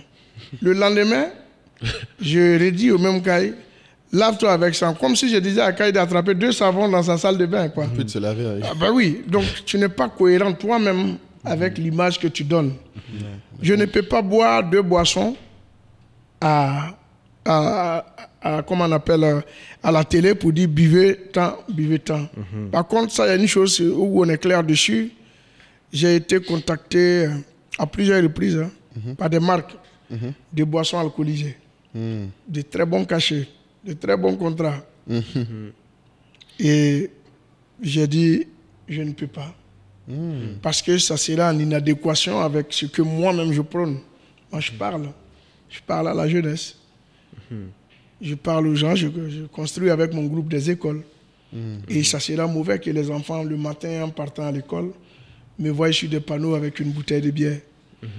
Ouais, parce que la fête est souvent associée à l'alcool. C'est ça. C'est ce que les gens... J'imagine que vous doivez avoir tout le temps ça. Je ne l'ai pas fait tout simplement parce que c'est ma conscience. Sinon, je l'aurais pu accepter parce que ça aurait pu être l'un de mes plus gros contrats publicitaires. Wow. Mais je ne l'ai pas fait. Parce que souvent, je crois que l'argent ne doit pas changer en nous nos valeurs morales. Moi, je le dis souvent. Et j'ai dit aux gens, mais si vous venez avec une boisson sucrée, ben, c'est vrai que le sucre est déconseillé pour la santé, mais ce n'est pas si grave que l'alcool. Donc, si c'est des boissons, la limonaderie, des boissons gazeuses, des trucs et tout, je suis open. Vous venez, on discute. Mais pour l'autre, même mon visage ne sera pas vendeur pour les clients qui vont me toucher. Parce qu'ils vont comprendre que lui, il se joue le consciencieux et il nous demande de boire quelque chose qui va nous amnésier le cerveau.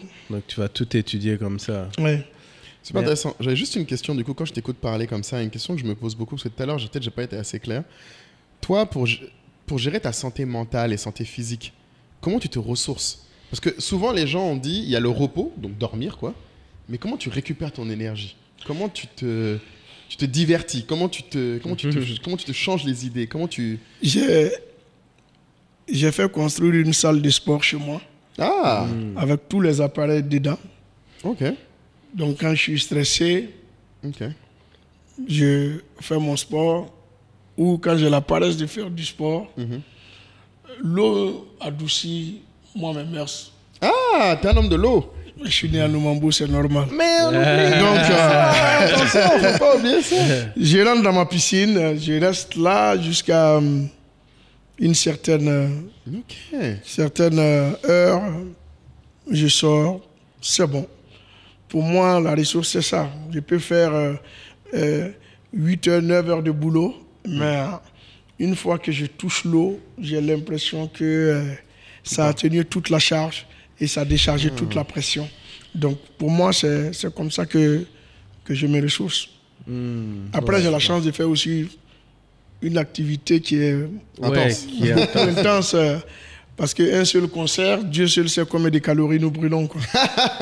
Voilà. Ça, c'est vrai, c'est vrai que c'est sûr. Et la question que je me pose aussi, c'est vrai que c'est une autre question qu'on nous a beaucoup posée. Parce qu'on a vu ton interview avec Philippe, il y a des choses pas intéressantes que tu as dit dedans, mais il y en a deux qui m'ont marqué. Une où j'aurais besoin d'avoir un peu plus de ton avis, c'est sur la dichotomie entre nous et les anglophones, la musique anglophone. Oui. Et qui est un peu un sujet que nous on aborde souvent, qui est la concurrence, la compétition dans le business. Oui. Parce que quelque part, les gens vous voient comme des concurrents. Et non. Non, les gens vous voient, j'ai bien dit. Et je vais ajouter à la question de Moulay, sur les 20 dernières années, en fait, rester à ce niveau avec le zouglou, alors que même à l'intérieur du pays, la concurrence, coupé décalé, effectivement, bon, à l'international Afrobeat, mais même le Dombolo, tout ça. Donc, effectivement, ouais, c'est une bonne question. La question pour moi, vraiment, est aussi qu'est-ce que... parce que moi, j'aime bien... Alors, nous, notre politique, on dit souvent aux gens qui sont en concurrence, compétition, c'est n'obsédez pas sur la compétition. C'est pas ça la solution. C'est pas copier, c'est pas s'obséder sur ce que les gens font. Par contre, moi, alors, comme je l'ai dit, tu sais, moi, je bosse avec plus de 20 000 créateurs, dans 46 pays africains. Il y a une chose qui m'épate toujours, c'est à quel point les gens sont obsédés par la qualité de leurs idées, par l'originalité. Mais toi, tu as dit dans l'interview avec Philippe que l'innovation, c'est 10 fois mieux.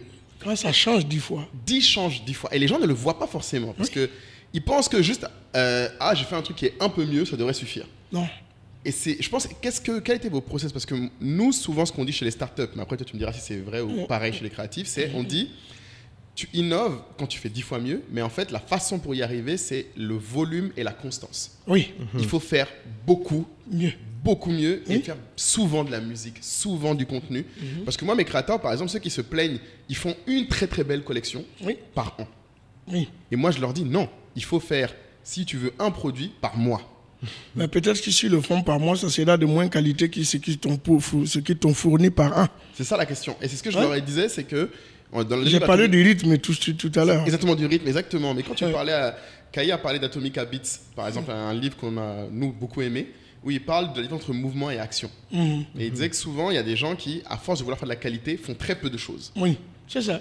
Donc, ils tournent, ils brainstorment, ils réfléchissent. Est-ce que je ne devrais pas rajouter de l'afrobeat dans ma musique? Est-ce que je ne vais pas mettre un peu de ça? C'est une vision.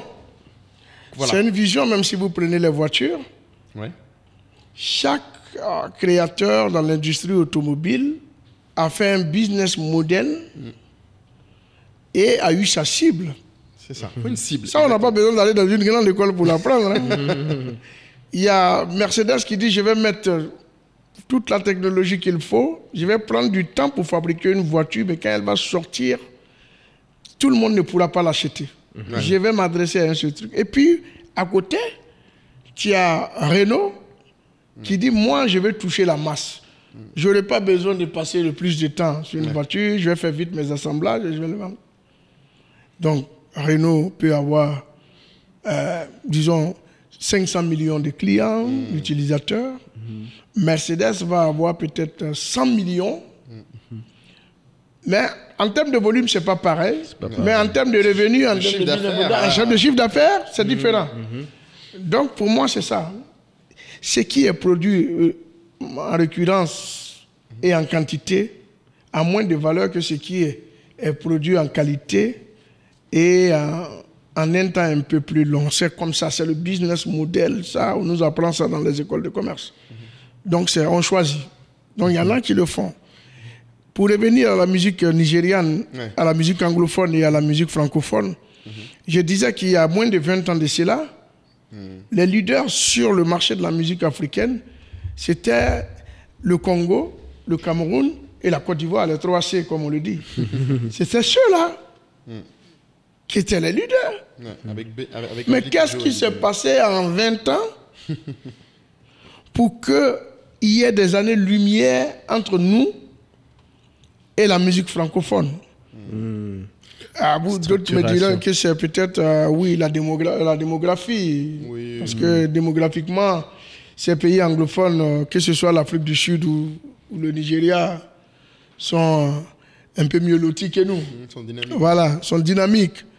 D'autres me diront que c'est la langue, c'est vrai, même si elle n'est pas forcément indispensable pour faire une belle carrière. Mais la langue aussi a joué un peu en leur faveur. Mais si les gens disent que c'est côté organisation, nous sommes plus organisés que ces gens-là. Oui. Même en termes de droits d'auteur, en termes de trucs, nous sommes plus organisés. Ah ouais. C'est nos politiques qui ne sont pas les mêmes. On n'a pas une politique où l'investissement dans les industries culturelles et créatives dans les pays francophones est une priorité. On n'a pas compris que les ICC peuvent contribuer fortement au PIB d'un pays. Ouais. Les anglophones l'ont compris et ont investi Bah oui, le Nigeria, pleinement dedans. ouais, leur PIB a été revu juste à cause de Nollywood et compagnie. Hein. Juste à cause grâce à Nollywood, le Nigeria est revenu à la première puissance économique Africaine, devant l'Afrique du Sud. devant l'Afrique du Sud. Seulement. Mais c'est les industries culturelles et créatives. Ils sont passés devant. Ouais. Mais parce qu'ils ont investi dedans, ils ont investi dans le cinéma, ils ont investi dans la musique, ils ont investi dans les infrastructures. Nous, on n'a pas pensé. On a un seul palais de la culture qui existe depuis, je ne sais pas, 1991 ou 93, et qui jusqu'aujourd'hui est le même. Pour 30 millions de population, on a 3750 places, notre plus grande salle. En termes de pourcentage évalué, vous allez voir Ça va pas, ouais. Non, c'est qu'il y a quelque chose qui ne va pas. Ça, c'est très vrai. Et donc, pour moi, c'est le réinvestissement dans les ICC qui pourront mettre l'Afrique francophone au même niveau que l'Afrique anglophone. Ils n'ont fait qu'investir. Ce n'est pas qu'ils ont plus de talentueux que nous. Ce n'est pas qu'ils font de la bonne musique que nous, parce que la plupart de leurs chansons, c'est nos chansons qu'ils prennent et qu'ils retravaillent en afrobeat. On arrive au J'ai un sujet. autre Congossa business. Voilà. Je te laisse terminer. Voilà. Donc voilà, on n'a rien à leur envier, mais seulement c'est notre politique d'investissement dans la culture qu'il faut revoir. Mais justement, pour rebondir là-dessus, parce que moi, la première fois où j'ai écouté Angelina de Burna Boy, j'ai eu un choc. Oui. Et je me suis dit, mais enfin, il n'y a que moi qui entends Premier Gaou, ou il n'y a pas beaucoup de gens qui l'ont remarqué, mais est-ce que, quand ça arrive des choses comme ça, est-ce qu'en tant qu'artiste, quelque chose qui vous blesse, qui vous donne envie de faire part? Ça ne blesse pas. Dieu merci, la musique est régie par des codes et par des droits. Donc, c'est sûrement que notre maison d'édition ira demander des comptes à la maison d'édition de Burna Boy. Ah, donc ils vont gérer ça entre eux là-bas. Oui, ils vont gérer entre eux. D'accord, vous avez même pas... Si le jugement, non, mais si le jugement dit que il n'y a pas de sonorité, ce qui m'étonnerait, c'est bon pour lui. Mais s'il y a des sonorités, il devait nous rétribuer des droits. C'est ça. Les droits d'auteur, c'est de la propriété intellectuelle. Comme le veut Père Manu, Ah oui. les Américains ont joué avec son Makossa. Voilà. Donc il va le faire parce que quelqu'un qui entend Nangana, Nangana, moi, et qui entend Angélie, Angelina, on ne peut pas dire qu'il y a une différence. Voilà. Mais c'est pas à nous. Il y a des gens pour ce travail, il y a des gens qui sont payés pour ça. Les éditeurs Oui, sont tu là vas pour ça. pas t'empêcher de dormir la nuit Voilà. pour Mais pour beaucoup ça. d'entrepreneurs créatifs, à cause de ça, s'arrêtent des fois. Oui, mais en fait, la différence, c'est que là, dans votre cas, vous êtes structuré. Oui. Donc, du coup, il y a un sujet comme ça, il sait, parce qu'il connaît, il a étudié Le l'environnement, business, l'industrie. qu'il y a des gens pour ça. Ouais, exactement. D'autres, effectivement, vont aller s'exciter sur les réseaux, Mais c'est- rentrer parce que... Mais d'autres même sont fiers. Ah oui. D'autres diront que je suis fier, c'est ma chanson, il a pris. Sans même savoir que derrière, il y a quelque chose à payer. Et c'est ça. Mais là, tu as raison, c'est la structuration qui fait la différence. Et je voulais, pour revenir sur ce qu'on disait, je pense que beaucoup, les anglophones, pour travailler avec beaucoup, sont naturellement plus structurés. Pas parce qu'ils sont plus éduqués des fois. Hein. C'est juste que leurs environnements sont tellement hostiles que les gars, dès le début, se protègent et bossent ensemble. Et ils apprennent les meilleurs. Je pense que ce qu'on fait aujourd'hui, par exemple, et ce qu'a fait Assalfo en faisant toutes ces interviews, va aider beaucoup d'entrepreneurs créatifs à se rendre compte. Il faut être structuré. Tu peux ne pas aller à HEC, mais il faut que tu connaisses ton industrie. Tu connaisses ton business. Exactement. Tu peux pas être là et juste dire je produis et puis j'envoie. Je te rejoins. Pourquoi j'ai parlé tout à l'heure d'investir dans les industries culturelles? Tout ça, c'est la base de la formation. Exactement. Il faut qu'on mette un centre national de la musique pour pouvoir permettre aux gens d'aller apprendre, comme en France. Il faut qu'on mette un centre de formation au spectacle, pour les spectacles vivants. C'est ça. Un centre de formation dédié aux acteurs des spectacles vivants, du cinéma, du théâtre et tout ça. Que les gens soient formés, que des managers viennent leur parler.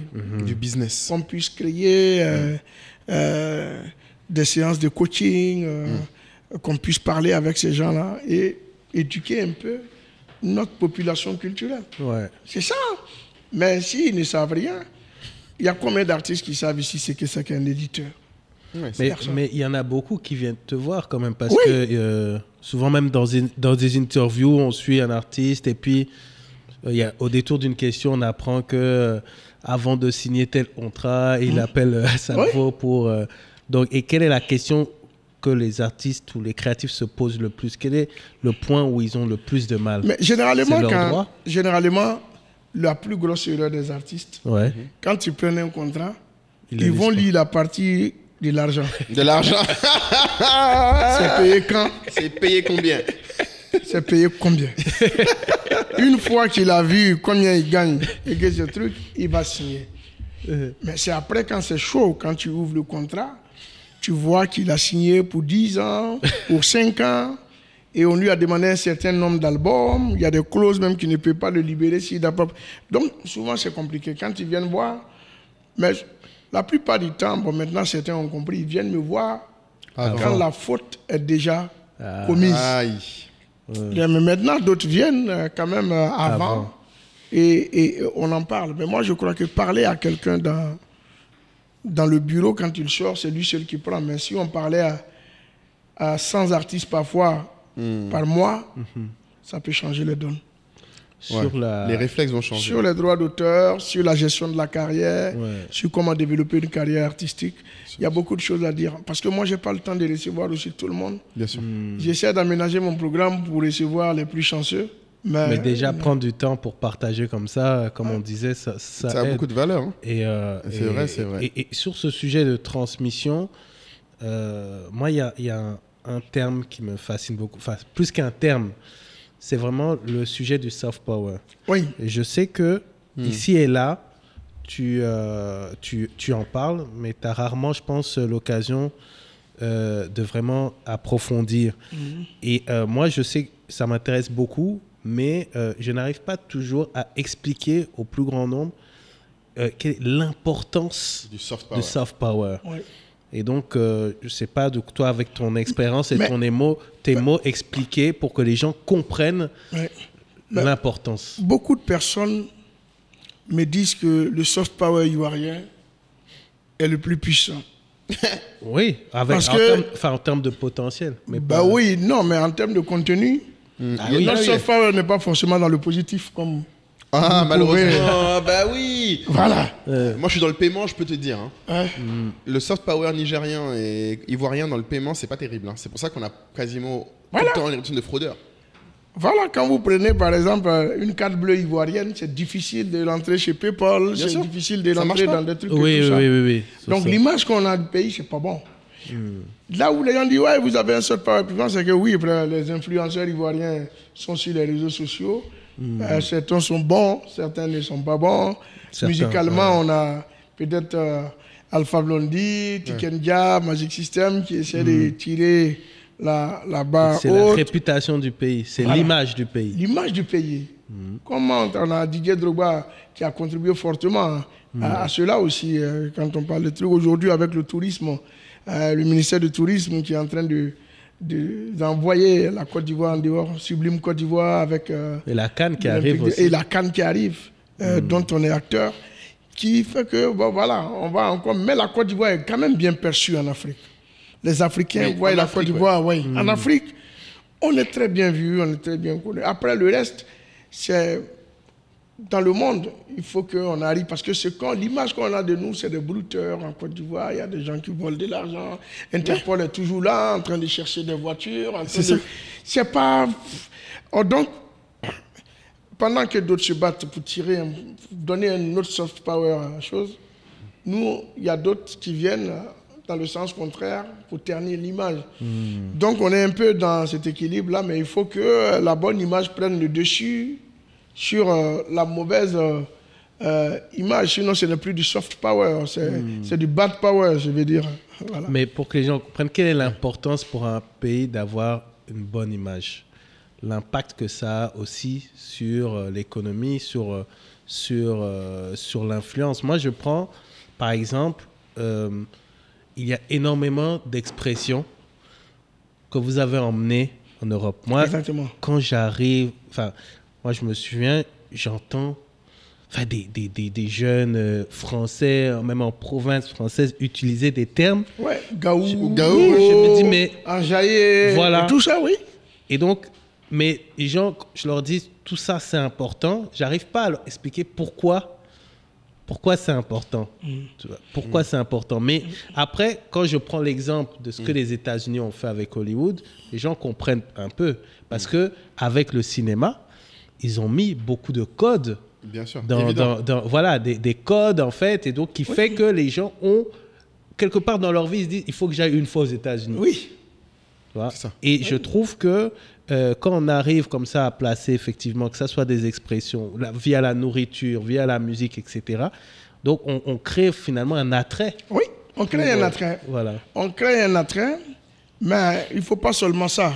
Il faut beaucoup plus d'autres choses. C'est d'ailleurs pour ça que des événements comme le FEMUA sont pérennisés, parce que ça devient un rendez-vous incontournable. Les gens, ils ont envie de venir chaque année. Des événements comme le Massa qui nous permettent de venir. On a nos films.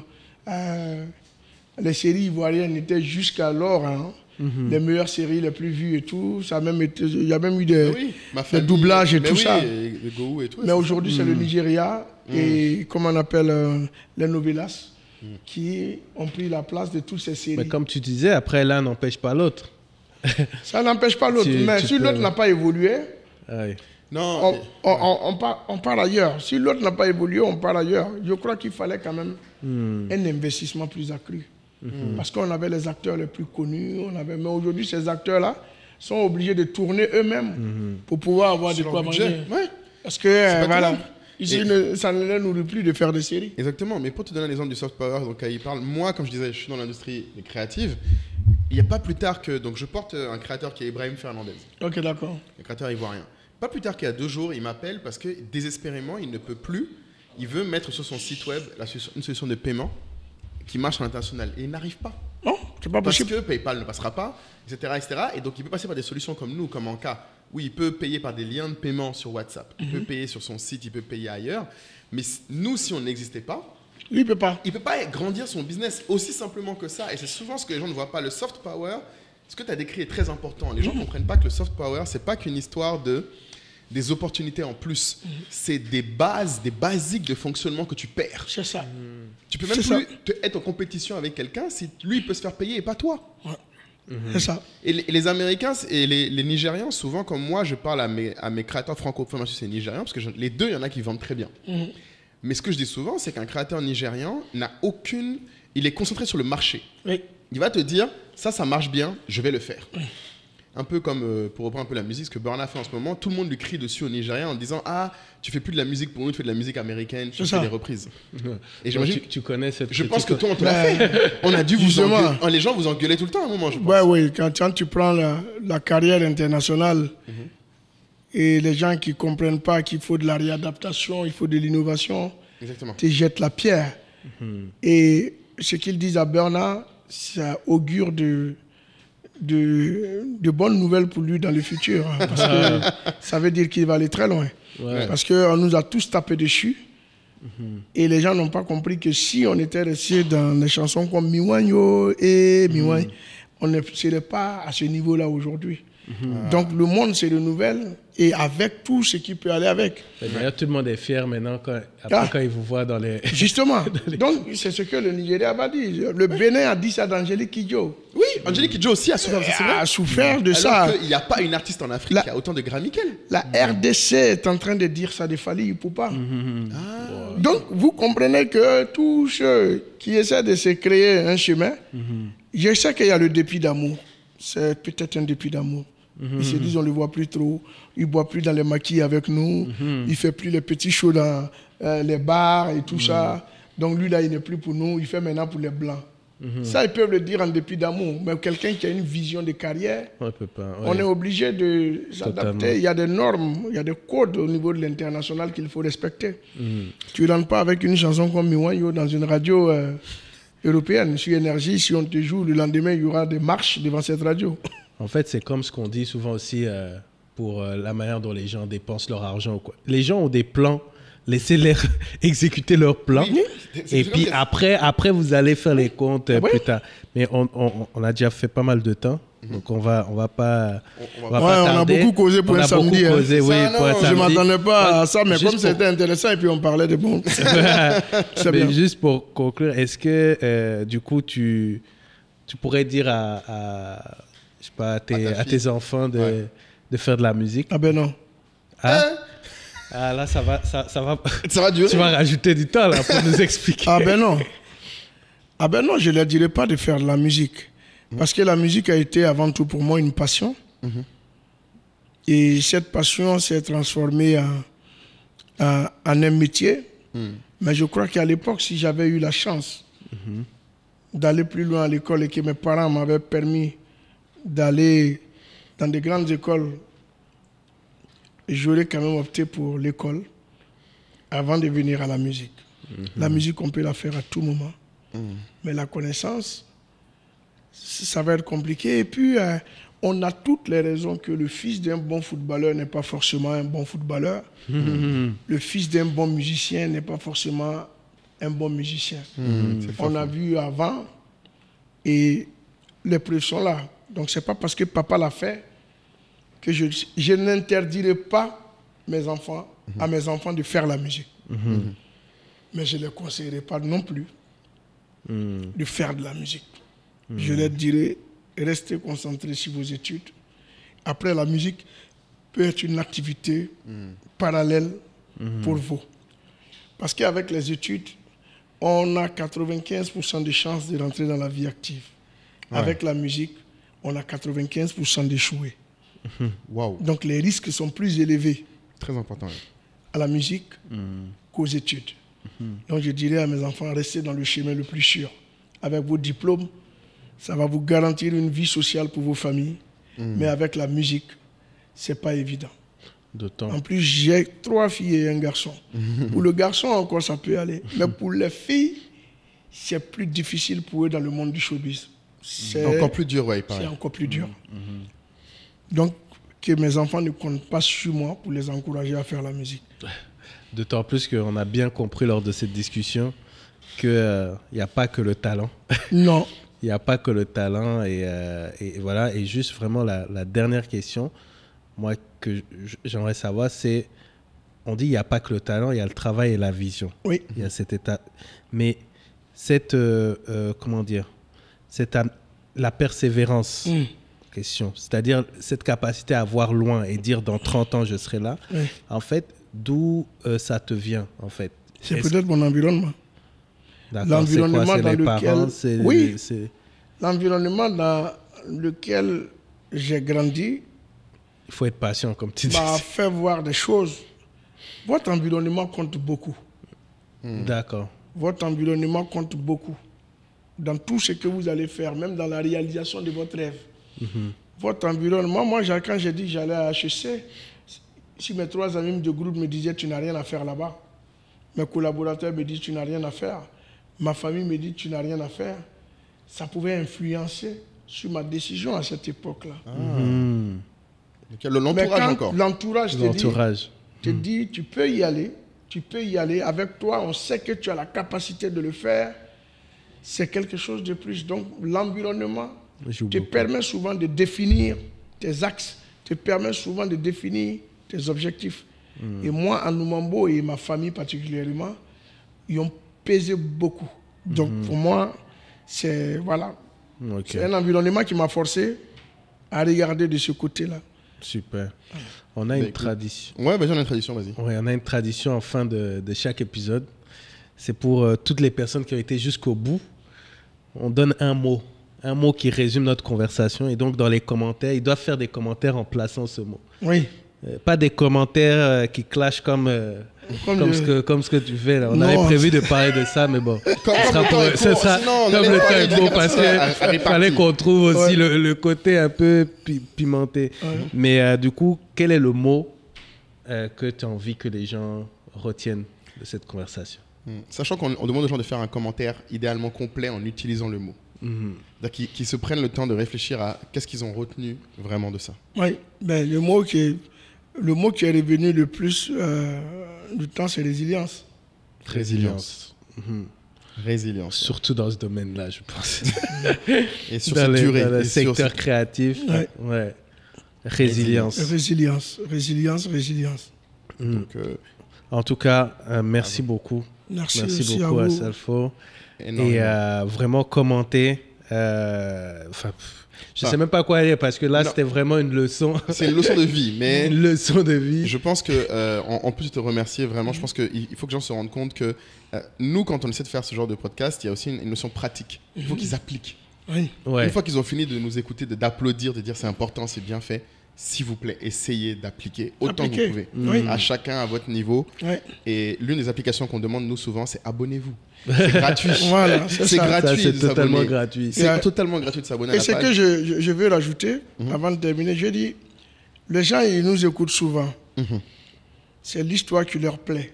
Ouais. Mais ce qui est bien dans cette histoire qui leur plaît, il y a un événement de leur vie qui va leur amener un jour à se rappeler de ce qui a été dit. Aujourd'hui. Donc la pédagogie, c'est aussi ça. C'est ça. Nos professeurs, tout ce qu'ils nous disent en classe, peut-être ce n'est pas tout qu'on retient.